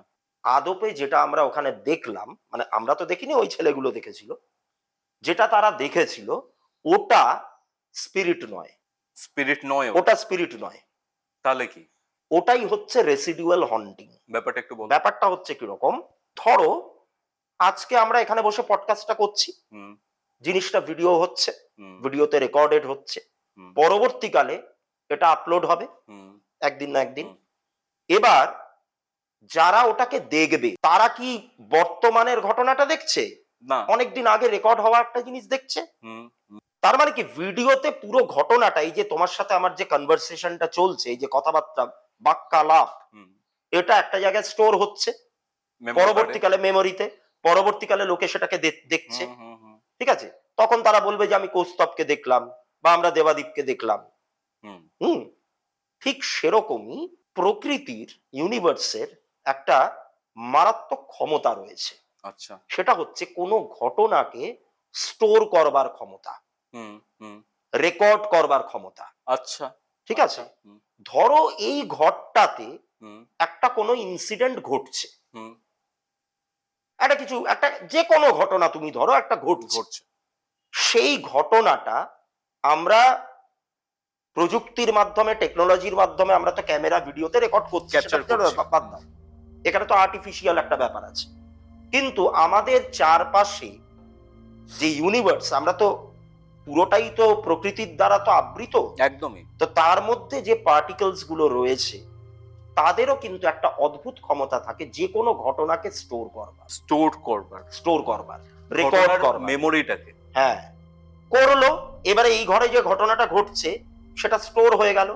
এবার বহু বছর ধরে হয়তো এই ঘরটা ইউজ হয়নি, হুম বহু বছর ধরে এই ঘরটা হয়তো ব্যবহার হয়, হুম অনেক বছর পর আবার হয়তো কিছু মানুষের পায়ের ধুলো এখানে পড়ল, তারা কিন্তু এই ঘরে সেই যে ঘটনাটা ঘটেছিল, অনেক সময় সেই ঘটনাটাকে একদম ফিল্মের মতো, যেরকম ভাবে আমরা সিনেমাতে ছবি দেখি, লোকজন হেঁটে চলে বেড়াচ্ছে, গাড়ি চলছে, ওই রকম একটা চলমান দৃশ্যের মতো ওই ঘটনাটাকে কিন্তু তারা দেখতে পারে। কারণ ওই যে জায়গাটা রয়েছে জালিয়ানওয়ালা বাগ, সেই জায়গাটাকেও মনে করা হয় যে হন্টেড। কারণ এই যে রেসিডুয়াল হন্টিং এর যে ব্যাপারটা তুমি হুম হুম বলছিলে, হুম হুম। আমার কেন এনে এটার সাথে খুব রিলেটেড বলে মনে হচ্ছে। হ্যাঁ, মানে যেখানেই তুমি মানে খুব ভয়ানক কোনো ঘটনা, বা ভয়ানক ঘটনা তুমি ছেড়েই দাও, মানে নর্মালি একটা বাড়িতে এককালে কিছু মানুষ থাকতেন, তাদের যে অ্যাক্টিভিটিস গুলো, সেগুলো কিন্তু স্টোরড হয়। এবারে অনেক বছর ধরে সেই বাড়িতে কেউ থাকে না, ওরা হুম, কিন্তু ইন্টারাকশন করে না। ওরা কোনো, এই যে ব্যাপারটা, এই অ্যাপারিশন বলি বা ঘোস্ট বলি যেটা, এরা মানুষের কোনো ক্ষতি করতে পারে না, কারণ এরা একটা হলোগ্রাফিক ইমেজের মতো, আচ্ছা। একটা ছবি, ঠিক আছে? মানে এরা তোমার সাথে ইন্টারাক্টও করবে না, তোমার কোনো ক্ষতিও করবে না, তুমি ওদের সাথে ইন্টারাক্ট করতে চাইলে ওরা শুনতেও পাবে না, হুম হুম হুম জাস্ট একটা ছবির মতো, একটা ইমেজের মতো। হুম হুম। কিন্তু ক্ষতি করে কে? ক্ষতিটা করে হচ্ছে, বা ইন্টারাক্ট করতে চায় হচ্ছে স্পিরিট, আচ্ছা। এনার্জিটা ইন্টারাক্ট করে। ইমেজ ইন্টারঅ্যাক্ট করে। মানে তুমি বলতে চাইছো রেসিডুয়াল হন্টিং এ আমরা যেটা দেখি হুম, অতীতের কোনো ঘটনা সেটা সিনেমার মতো আমাদের সামনে চলে সামনে আসে, ভেসে ওঠে। আর হ্যাঁ, এরা আমাদের সাথে ইন্টারঅ্যাক্ট করতে পারে না। পারে না। কিন্তু স্পিরিট যারা রয়েছে তারা আমাদের সাথে ইন্টারঅ্যাক্ট করে, বা তাদের একটা ইন্টেলেকচুয়াল মেমোরি বা ইন্টেলেকচুয়াল হ্যাঁ, হ্যাঁ, হ্যাঁ, ব্যাপার হ্যাঁ, রয়েছে। হ্যাঁ। ইন্টেলেকচুয়াল ব্যাপার না, ইন্টেলেকচুয়ালিটি রয়েছে, তাদের একটা মানে ফিলিংস হ্যাঁ, রয়েছে, কারণ স্পিরিট মানে কি? একটা আত্মা কি? সত্তা আত্মা হচ্ছে বেসিক্যালি। হ্যাঁ, মানে এই যে আমরা যে বেঁচে আছি, আমাদের মধ্যে তো বিভিন্ন রকমের ফিলিংস কাজ করে। হুম, এবারে ধরো কেউ আমাকে হার্ট করলো, হুম, মানসিকভাবেই কেউ আমাকে হার্ট করলো। দুঃখটা কে পাবে? আমার আঙুল নিশ্চয়ই দুঃখ পাবে না। না, আমার কান পাবে না, আমার নাক পাবে না, আমার বুক পাবে না। কিন্তু দুঃখটা কে পাচ্ছে? দুঃখটা পাচ্ছে হচ্ছে আমার চেতনা, হুম, আমার মধ্যে যে ফিলিংসটা রয়েছে, যে একটা অন্য সত্তা রয়েছে, হুম, যেই কারণে আমি বেঁচে আছি, একটা জীবনী শক্তি, তার মধ্যেই ফিলিংস গুলো স্টোর করা আছে, সেটাই দুঃখটা পায়। বা তারই একটা অনুভূতি থাকে, হুম। আনন্দ পেলেও সে পায়, সুখ কোনো জ্বালা যন্ত্রণা পেলেও সে পায়। হুম, তো এইগুলোই হচ্ছে স্পিরিট। মৃত্যুর পর এটাই বেরিয়ে আসে। স্পিরিটকে অনেক সময় বলা হয় চেতনা, যেটা আমাদের চেতনার একটা পিণ্ড।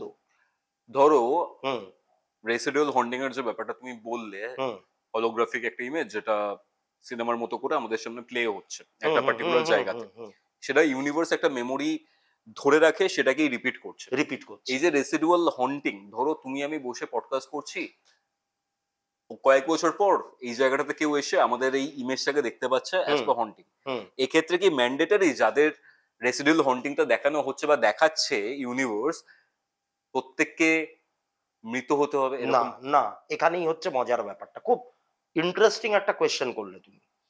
যাদের ইমেজ আমরা দেখতে পাচ্ছি, ঠিক আছে? নট নেসেসারি যে তাদেরকে মারা যেতে হবে। আচ্ছা। কারণ এই ঘটনাটা এখানে ঘটছে, আমার তোমার ইন্টারাকশন ঘটছে। ৫ বছর পর এই ঘরটাতে আর কিছুই হলো না হয়তো। হুম, হুম?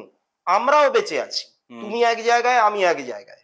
হুম, অন্য লোক এখানে এলো হুম। কিছু একটা করতে। তারা হয়তো মানে for a fraction of second দেখলো যে তুমি আর আমি এখানে বসে মুখোমুখি বসে কথা বলছি। আর এই জিনিসটা কিন্তু হয়, মানে অনেক জায়গায় হয়, হয়, শুনেছি। হয়, হয়। অনেক, অনেক ক্ষেত্রেই শোনা যায় মানে এটা। বেসিক্যালি আমরা অনেক সময় যাদেরকে ভূত ভেবে ভুল করি, হুম। তারা আসলে জীবিত মানুষ। প্রথমত তো দেখো ভূত মানে কি? অতীত। ভূত তো অতীত। ভূত একটা অবস্থান। হুম, হুম, ভূত একটা অবস্থান। হুম, হুম, হুম, মানে আমার বা তোমার এই যে ৫ মিনিট অতিক্রান্ত হয়ে গেলেই হুম। আমরা এখন যেটা করছি, এই যে এখন আমি যে কথাটা বলছি, ৫ মিনিট পরেই সেটা ভূত হয়ে যাবে। সেটা অতীত হয়ে যাবে। সেটা অতীত হয়ে যাবে। আর বর্তমান বলতে অ্যাকচুয়ালি হয়তো কিছু নেই।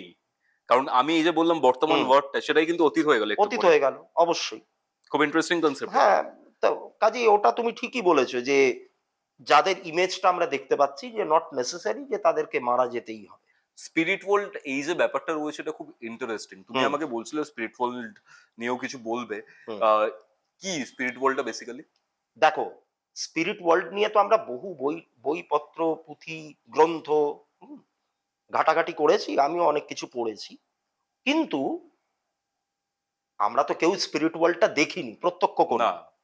মরে যেতে কিন্তু হবে তাহলে। হ্যাঁ, আমি যা বইপত্র ঘাটাঘাটি করেছি তার মধ্যে যেটা সবথেকে ইন্টারেস্টিং আমার লেগেছে, আমি সেটাই একটুখানি বলি। ব্যাপারটা একটু অন্যরকম। কিরকম? মানে এটা শুনলে পরে মানুষের মধ্যে থেকে আমি মনে করি অন্তত মৃত্যু ভয় জিনিসটা আর থাকবে না। আচ্ছা।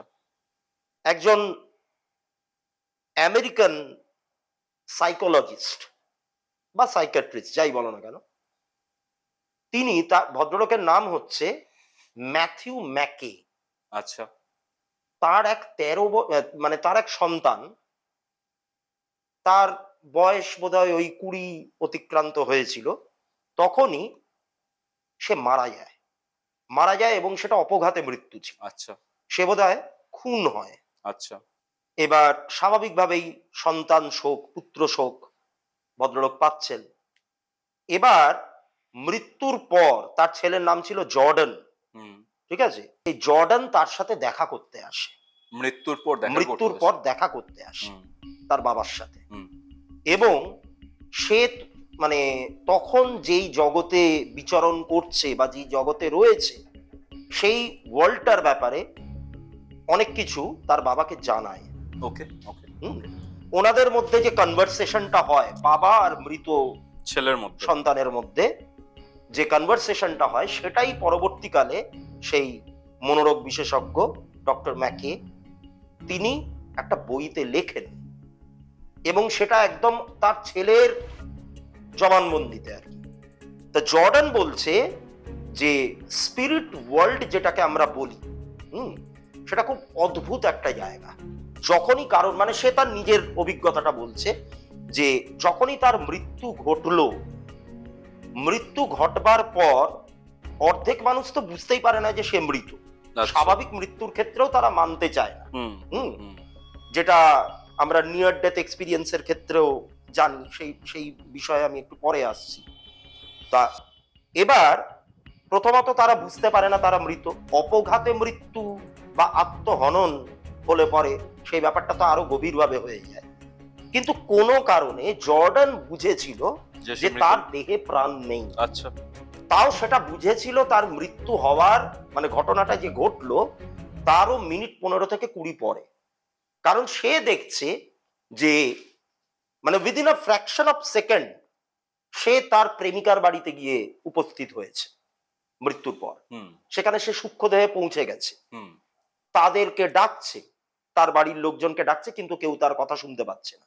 আবার সে তার নিজের বাড়িতে ব্যাক করে এসছে। তার বাবা তখন বাড়িতে ছিলেন না, তার মা ছিলেন। মাকে ডাকাডাকি করছে, শুনতে পাচ্ছে না।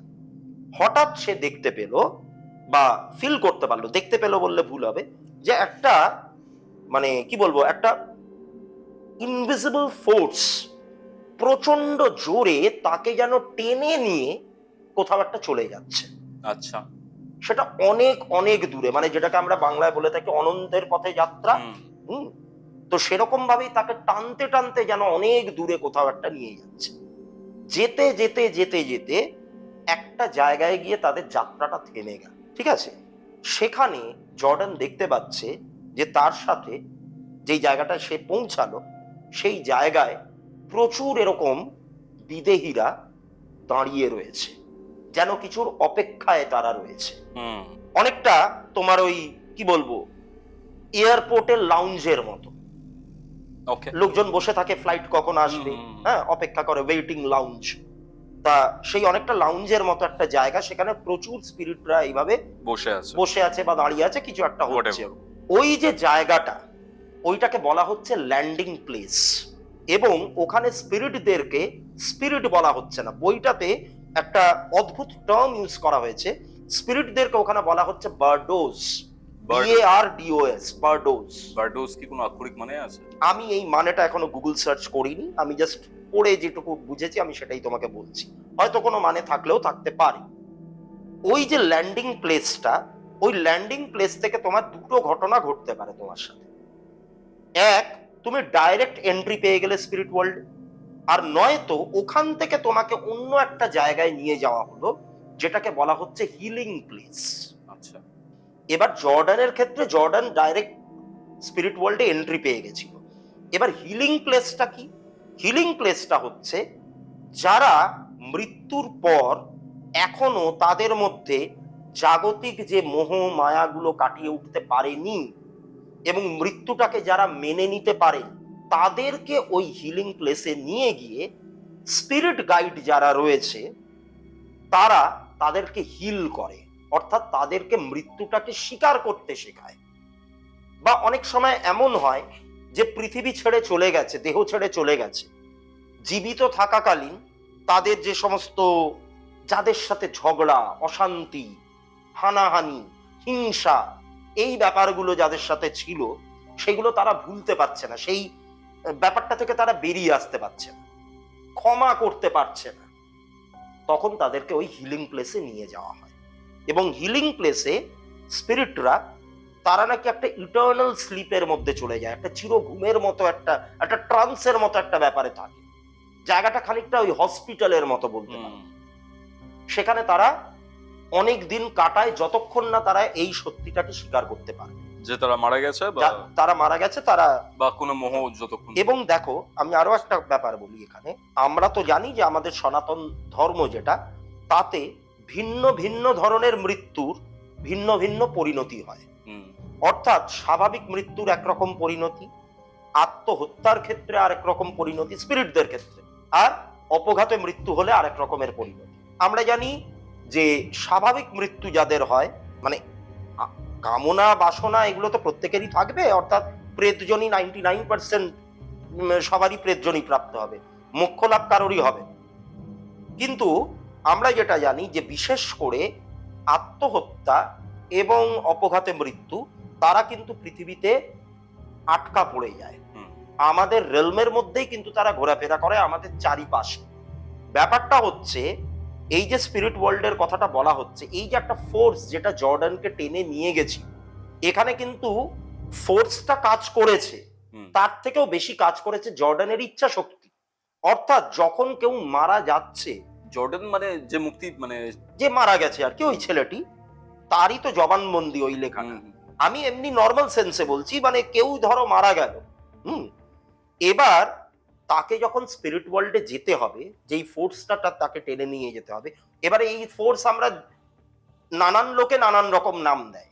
কেউ বলে এঞ্জেলরা আসে, কেউ বলে মানে আমরা যাদেরকে ঈশ্বর বলে মানি, হ্যাঁ ওরকম নানান রকম, নানা মুনির নানা মত, কিন্তু একটা ফোর্স। এবার সেই ফোর্সটা তোমাকে যে টেনে নিয়ে যাচ্ছে, তোমার মধ্যেও কিন্তু সেই ইচ্ছা শক্তিটা থাকতে হবে, বা একটা সমর্পণ ভাব থাকতে হবে যে আমি আর বেঁচে নেই। এইটা যদি না থাকে, তাহলে ওই ফোর্সটা ট্রাই করলেও কিন্তু তোমাকে ওখানে নিয়ে যেতে পারবে না। মানে ধরো যারা মৃত্যুর পর মৃত্যুটাকে অ্যাকসেপ্ট করতে পারছে না, বা অবগত মৃত্যু হচ্ছে জিজ্ঞাসা প্রবল, এই ফোর্সটা অতটাও প্রবল নয় যে তাদেরকে টেনে নিয়ে যাবে, ওই লাউঞ্জে নিয়ে যাবে, মানে ল্যান্ডিং প্লেসে। তখনই তারা এখানে স্টাক হয়ে যায়, ফেসে যায়, এরাই হয়ে যায় প্রেতাত্মা।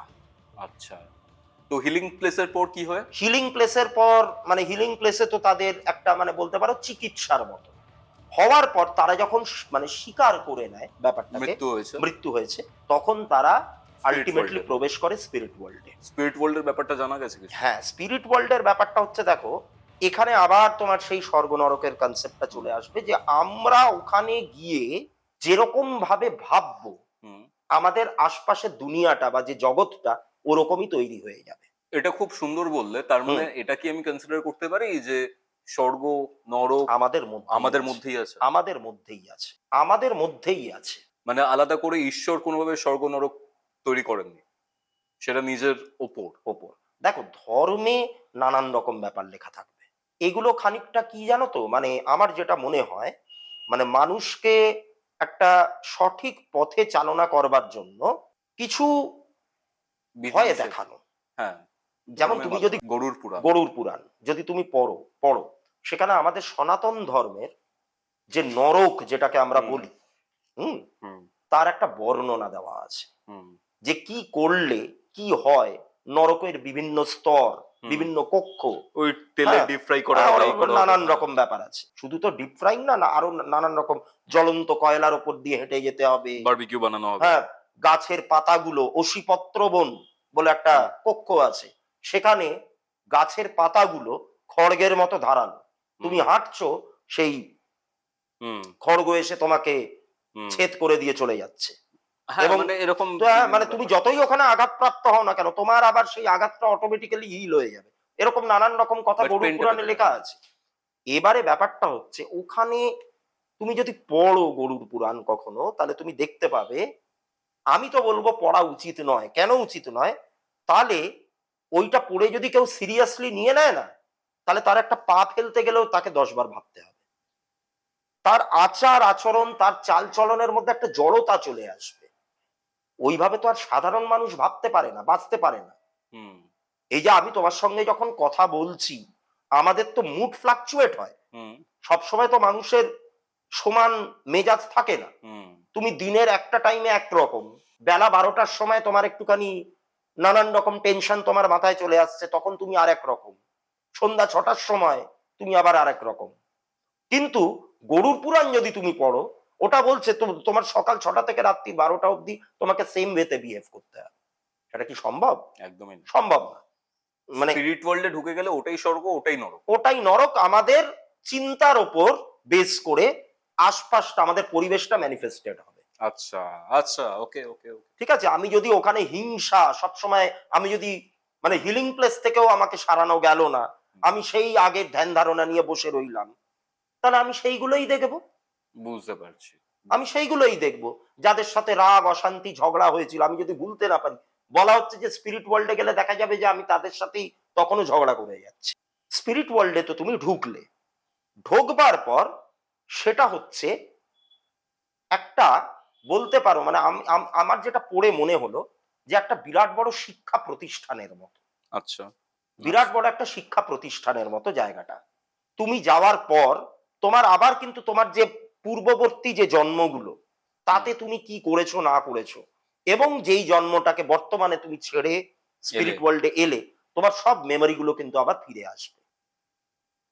এবং অ্যাট প্রেজেন্ট তুমি তোমার লাইফে যা যা করেছো সেগুলো তোমার একটা স্পিরিট গাইড সেখানে থাকবে। এবার স্পিরিট গাইড মানে সে কিন্তু কোনো ভগবান নন, কোনো ঈশ্বর নন, সে ওই স্পিরিট ওয়ার্ল্ডেই থাকা অনেক বেশি এক্সপিরিয়েন্সড একজন স্পিরিট, যে একটু উচ্চ মার্গে রয়েছে, ঠিক আছে, যার হয়তো আর ফার্দার লাইফ পৃথিবীতে হয়নি, সে ওখানেই রয়েছে। তার কাজই হচ্ছে অন্যান্য স্পিরিট যারা যাচ্ছে ওখানে তাদেরকে গাইড করা, ঠিক আছে। এবার ওখানে গেলে সম মানসিকতার স্পিরিটদের একটা গ্রুপ তৈরি হয়, যেরকম আমরা এখানে ফেসবুক হোয়াটসঅ্যাপ করি, বিভিন্ন গ্রুপ ফর্ম করি, সম মানসিকতার লোকজনরা বিভিন্ন বিষয় নিয়ে আলোচনা করে, কখনো পলিটিক্স, কখনো পড়াশোনা, কখনো খেলাধুলা, সিনেমা, আনন্দ, বিনোদন। সেরকম ওখানেও নাকি সম মানসিকতার এরকম গ্রুপ ফর্ম হয়ে যায়। এবং স্পিরিট গাইডরা, সব থেকে যেটা ইন্টারেস্টিং ব্যাপার, স্পিরিট গাইডরা তোমাকে তোমার পুরো এন্টায়ার যে লাইফটা যেটা তুমি স্পেন্ড করে গেলে, সেই লাইফের একদম পুঙ্খানুপুঙ্খ যা যা ঘটেছে সব তোমাকে সিনেমার মতো, চলচ্চিত্রের মতো তোমাকে দেখানো হবে। এবং প্রত্যেকটা ঘটনার একটা অল্টারনেটিভ রিয়েলিটি তোমাকে দেখানো হবে সেখানে। এই ডিসিশনের জায়গায় অন্য ডিসিশন নিলে কি হতো, ধরো তোমার একটা বন্ধুর সঙ্গে ঝগড়া চলছে, তুমি তাকে একটা ঘুষি মারলে, এই ঘুষিটা মারার পর দেখা গেল এন্টায়ার লাইফ ধরে ওই বন্ধুটার সাথে তোমার আর কোনো যোগাযোগ রইল না। এবার তোমাকে দেখানো হবে যে ওই ঘুষিটা না মেরে ওই ঝগড়াটাকে ওখানেই যদি তুমি মিটমাট করতে, তাহলে কি ঘটতে পারত।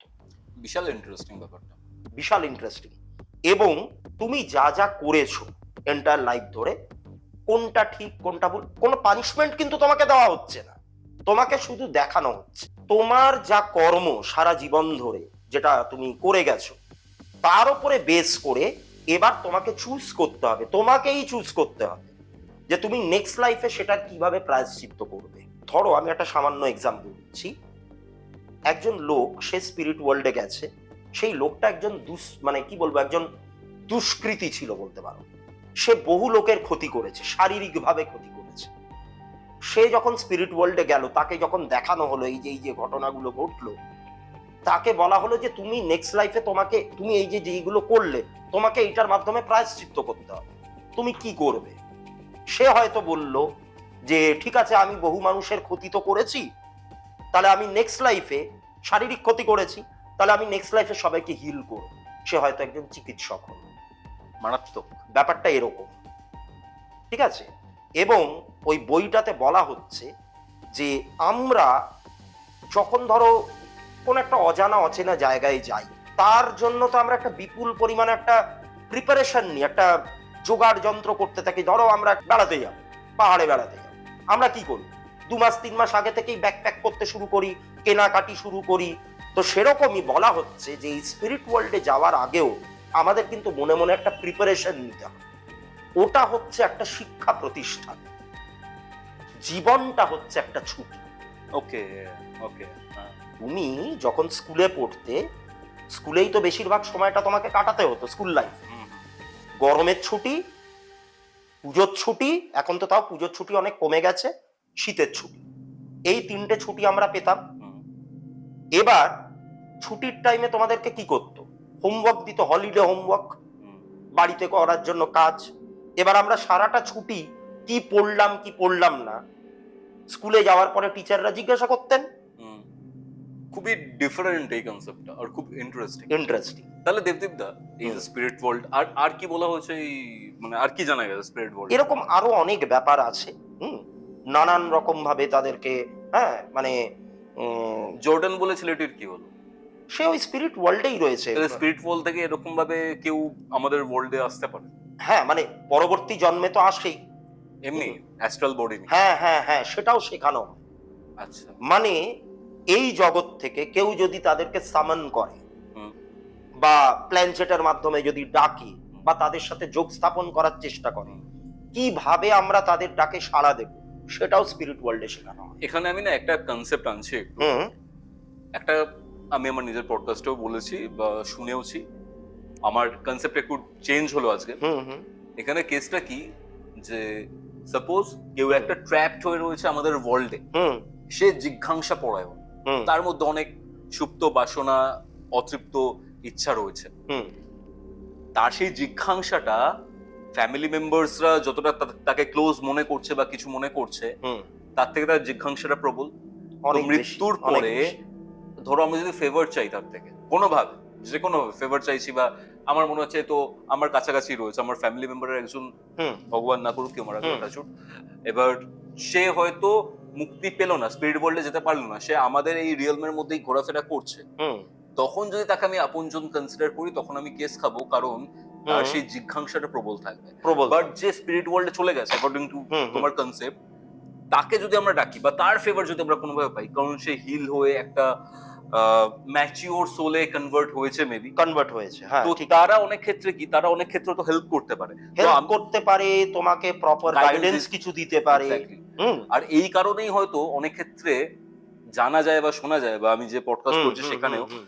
যে কিছু কিছু লোকজনের মনে হয়েছে তার আপনজন তার ক্ষতি করেছে, আবার কিছু কিছু জনের মনে হয়েছে তাদের আপনজন তাদেরকে গাইড করেছে বা সুফল দিয়েছে বা কোনোভাবে হেল্প করেছে। আই থিঙ্ক এবারে এবারে ব্যাপারটা হচ্ছে কি জানো তো, তুমি তো এই ব্যাপারগুলোতে অকাট্য প্রমাণ কিছু পাবে না থিওরি, যে হ্যাঁ মানে হাইপোথিসিস। কে ক্ষতিটা করলো। এটা আমাদের পার্সপেক্টিভ। হুম ধরো আমার শ্যাম নামে একটা ছেলের সাথে বন্ধুত্ব, হুম আমার তার সাথে হুম। একটা যোগাযোগ আছে। হুম এবার কোনো কারণবশত শ্যামের সাথে আমার বিরাট বড় ঝামেলা হয়ে গেল হুম লাইফে, এমনই ঝামেলা যে মুখ দেখা দেখি বন্ধ। হুম হুম হুম এবারে কোনো একটা কারণে শ্যাম হয়তো মারা গেল। হুম ও মারা যাওয়ার পর হঠাৎ করেই আমার সাথে কিছু গন্ডগোল শুরু হলো। তখন আমি যেই পার্সপেক্টিভে, আমি যেই দৃষ্টিভঙ্গিতে শ্যামকে দেখেছি বা শ্যামের প্রতি আমার যে ধারণা, হুম। সেই ধারণাটার থেকেই আমার মনে হবে যে ও আমার ক্ষতি শ্যাম করছে। কোনো আদৌ নাও করতে পারে। নাও অনেক করতে ক্ষেত্রে পারে। এরকম কেস আছে দেবদীপ দা, হুম যে কোনো মৃত ব্যক্তি আছে, হুম সেই ব্যক্তির আত্মাটাকে হুম একটা পিশাচ বা এরকম পিশাচজনী জাতীয় কোনো এন্টিটি মিমিক করে। মিমিক করে অ্যাজ ইন, ধরো পার্সন এ মারা গেছে, হুম এবার মৃত্যুর পরে সে প্রেতজনী প্রাপ্ত হয়েছে বা স্পিরিট ওয়ার্ল্ডে চলে গেছে বা কিছু, হুম মৃত্যুর পর ওই যে পার্সন এর যে সত্তাটা ছিল, কোন একটা পিশাচ বা এন্টিটি তাকে মিমিক করে এন্ড তার আপনজনের কাছে আসে কাছের মানুষ হিসাবে। হুম এবার তার থেকে কি করে তাকে বোঝায় যে না আমি তোমার আপনজন বা কিছু, তারপরে সেইভাবেও অনেক ক্ষেত্রে ক্ষতি করতে চায়। মানে ব্যাপারটা অনেকটা নিশির ডাকের মতো, যে হ্যাঁ হ্যাঁ হ্যাঁ, আপনজনের গলা করে কেউ ডাকছে কিন্তু সে ডাকছে আপনজন নয়। নয়। তেমনি মৃত্যুর পর ধরো কোনো পিশাচ হুম আপনজনের মতো ফ্যামিলি মেম্বারের কাছে আসছে হুম তাদের ক্ষতি করার জন্য। এরকম টাইপের একটা কেস আমি খুব রিসেন্টলি ডিল করছি। আচ্ছা আচ্ছা। হ্যাঁ এগুলো তো শোনা যায় মানে বিভিন্ন তন্ত্র সাধনার ক্ষেত্রে। হ্যাঁ, তারা তো অনেক কিছু দেখে টেকে। আর যারা পিশাচের সাধনা টাধনা করে, মানে বলা হয় যে আমরা যার সাধনা করব মৃত্যুর পর আমরা তার স্বরূপ প্রাপ্ত হব। অর্থাৎ আমরা যদি কোনো পিশাচের সাধনা করি তাহলে আমাদের পিশাচজনী প্রাপ্ত হব, এরকম বলা হয়, এরকম মানা হয় আর কি। তো এরকম নানান রকম ব্যাপার থাকে। হুম কিন্তু ওভারঅল যেটা আমি বুঝলাম, হুম মানে ওনার লেখা সমস্ত ব্যাপারগুলো যদি সত্যি হয়ে থাকে তাহলে আমি তো বলবো মানে ওই অভিজ্ঞতাটা মানে খুবই প্লেজেন্ট একটা অভিজ্ঞতা। মৃত্যুর পরের অভিজ্ঞতাটা। মৃত্যুর পরবর্তী যে অভিজ্ঞতা, আবার অনেক সময় এমনও হয় তার হয়তো মানে মৃত্যুর সময় আসেনি, কোনোভাবে তার দেহ থেকে প্রাণটা বেরিয়ে গেছে, হুম। তাকে কিন্তু আবার ওখান থেকে ফেরতও পাঠিয়ে দেওয়া হয়। আচ্ছা। এবং ফেরত পাঠানোর পর যেই ব্যক্তিটি মারা গেছিল বলে সকলে ধরে নিয়েছিলেন, হুম তিনি তো আবার ফার্দার বেঁচে ওঠেন। হুম এটাই তখন হয়ে যায় নিয়ার ডেথ এক্সপিরিয়েন্স। ওকে ওকে ওকে ওকে। তো দেবদীপ দা, হুম মানে অসাধারণ একটা আড্ডা হলো, অসাধারণ হুম একটা আলোচনা হলো। আজকের এই পডকাস্টটা যারা দেখবেন আশা করছি তাদের সকলের ভালো লাগবে এবং অনেক কিছু জানতে পারবে এবং ঘটনাটাও খুব সাংঘাতিক হুম, ছিল। খুবই সাংঘাতিক। এছাড়া আমরা রেসিডুয়াল হন্টিং, হুম তার সাথে স্পিরিট ওয়ার্ল্ড নিয়ে যে কথাবার্তাগুলো বললাম হুম বা হুম জানলাম আমি, হুম সেগুলো আমার আর যে থিওরিজ গুলো উঠে আসছিল হুম সেগুলো খুবই ইন্টারেস্টিং। হুম, আশা করছি খুব তাড়াতাড়ি আবার তোমার সাথে অবশ্যই। বসতে পারবো। হুম হুম হুম, একদম। তোমার আড্ডা আই থিংক মানুষ আবার চাইবেন। তো দেবদীপদার সাথে কি আপনারা আরো একটা পডকাস্ট চান, সেটা কমেন্ট করে অবশ্যই জানাবেন। থ্যাংক ইউ দেবদীপদা কৌস্তবের থ্যাংক আড্ডাতে ইউ আসার সো জন্য। মাচ। এটাই ছিল আজকের এপিসোড। আজকের এপিসোডটা আপনাদের কেমন লাগলো সেটা কমেন্ট করে অবশ্যই জানাবেন। দেবদীপদার সাথে আরো একটা আড্ডা কি আপনারা চান সেটাও জানাবেন। কৌস্তব কুমার ইউটিউব চ্যানেলে যদি আপনি নতুন হন তাহলে অবশ্যই সাবস্ক্রাইব করে বেল নোটিফিকেশন অন করে রাখতে ভুলবেন না, যাতে আমাদের আড্ডার প্রত্যেকটা লেটেস্ট আড্ডা আপনারা সবার আগে দেখে এবং শুনে নিতে পারেন। তাহলে চলুন দেখা হচ্ছে পরবর্তী এপিসোডে। ততক্ষণ অবধি আমাদের চ্যানেলের আরো দুটি এপিসোড শুনতে, আরো দুটি আড্ডা শুনতে আপনার মোবাইল স্ক্রিনে আসা ডান দিকের অথবা বাদিকের বক্সে ক্লিক করুন।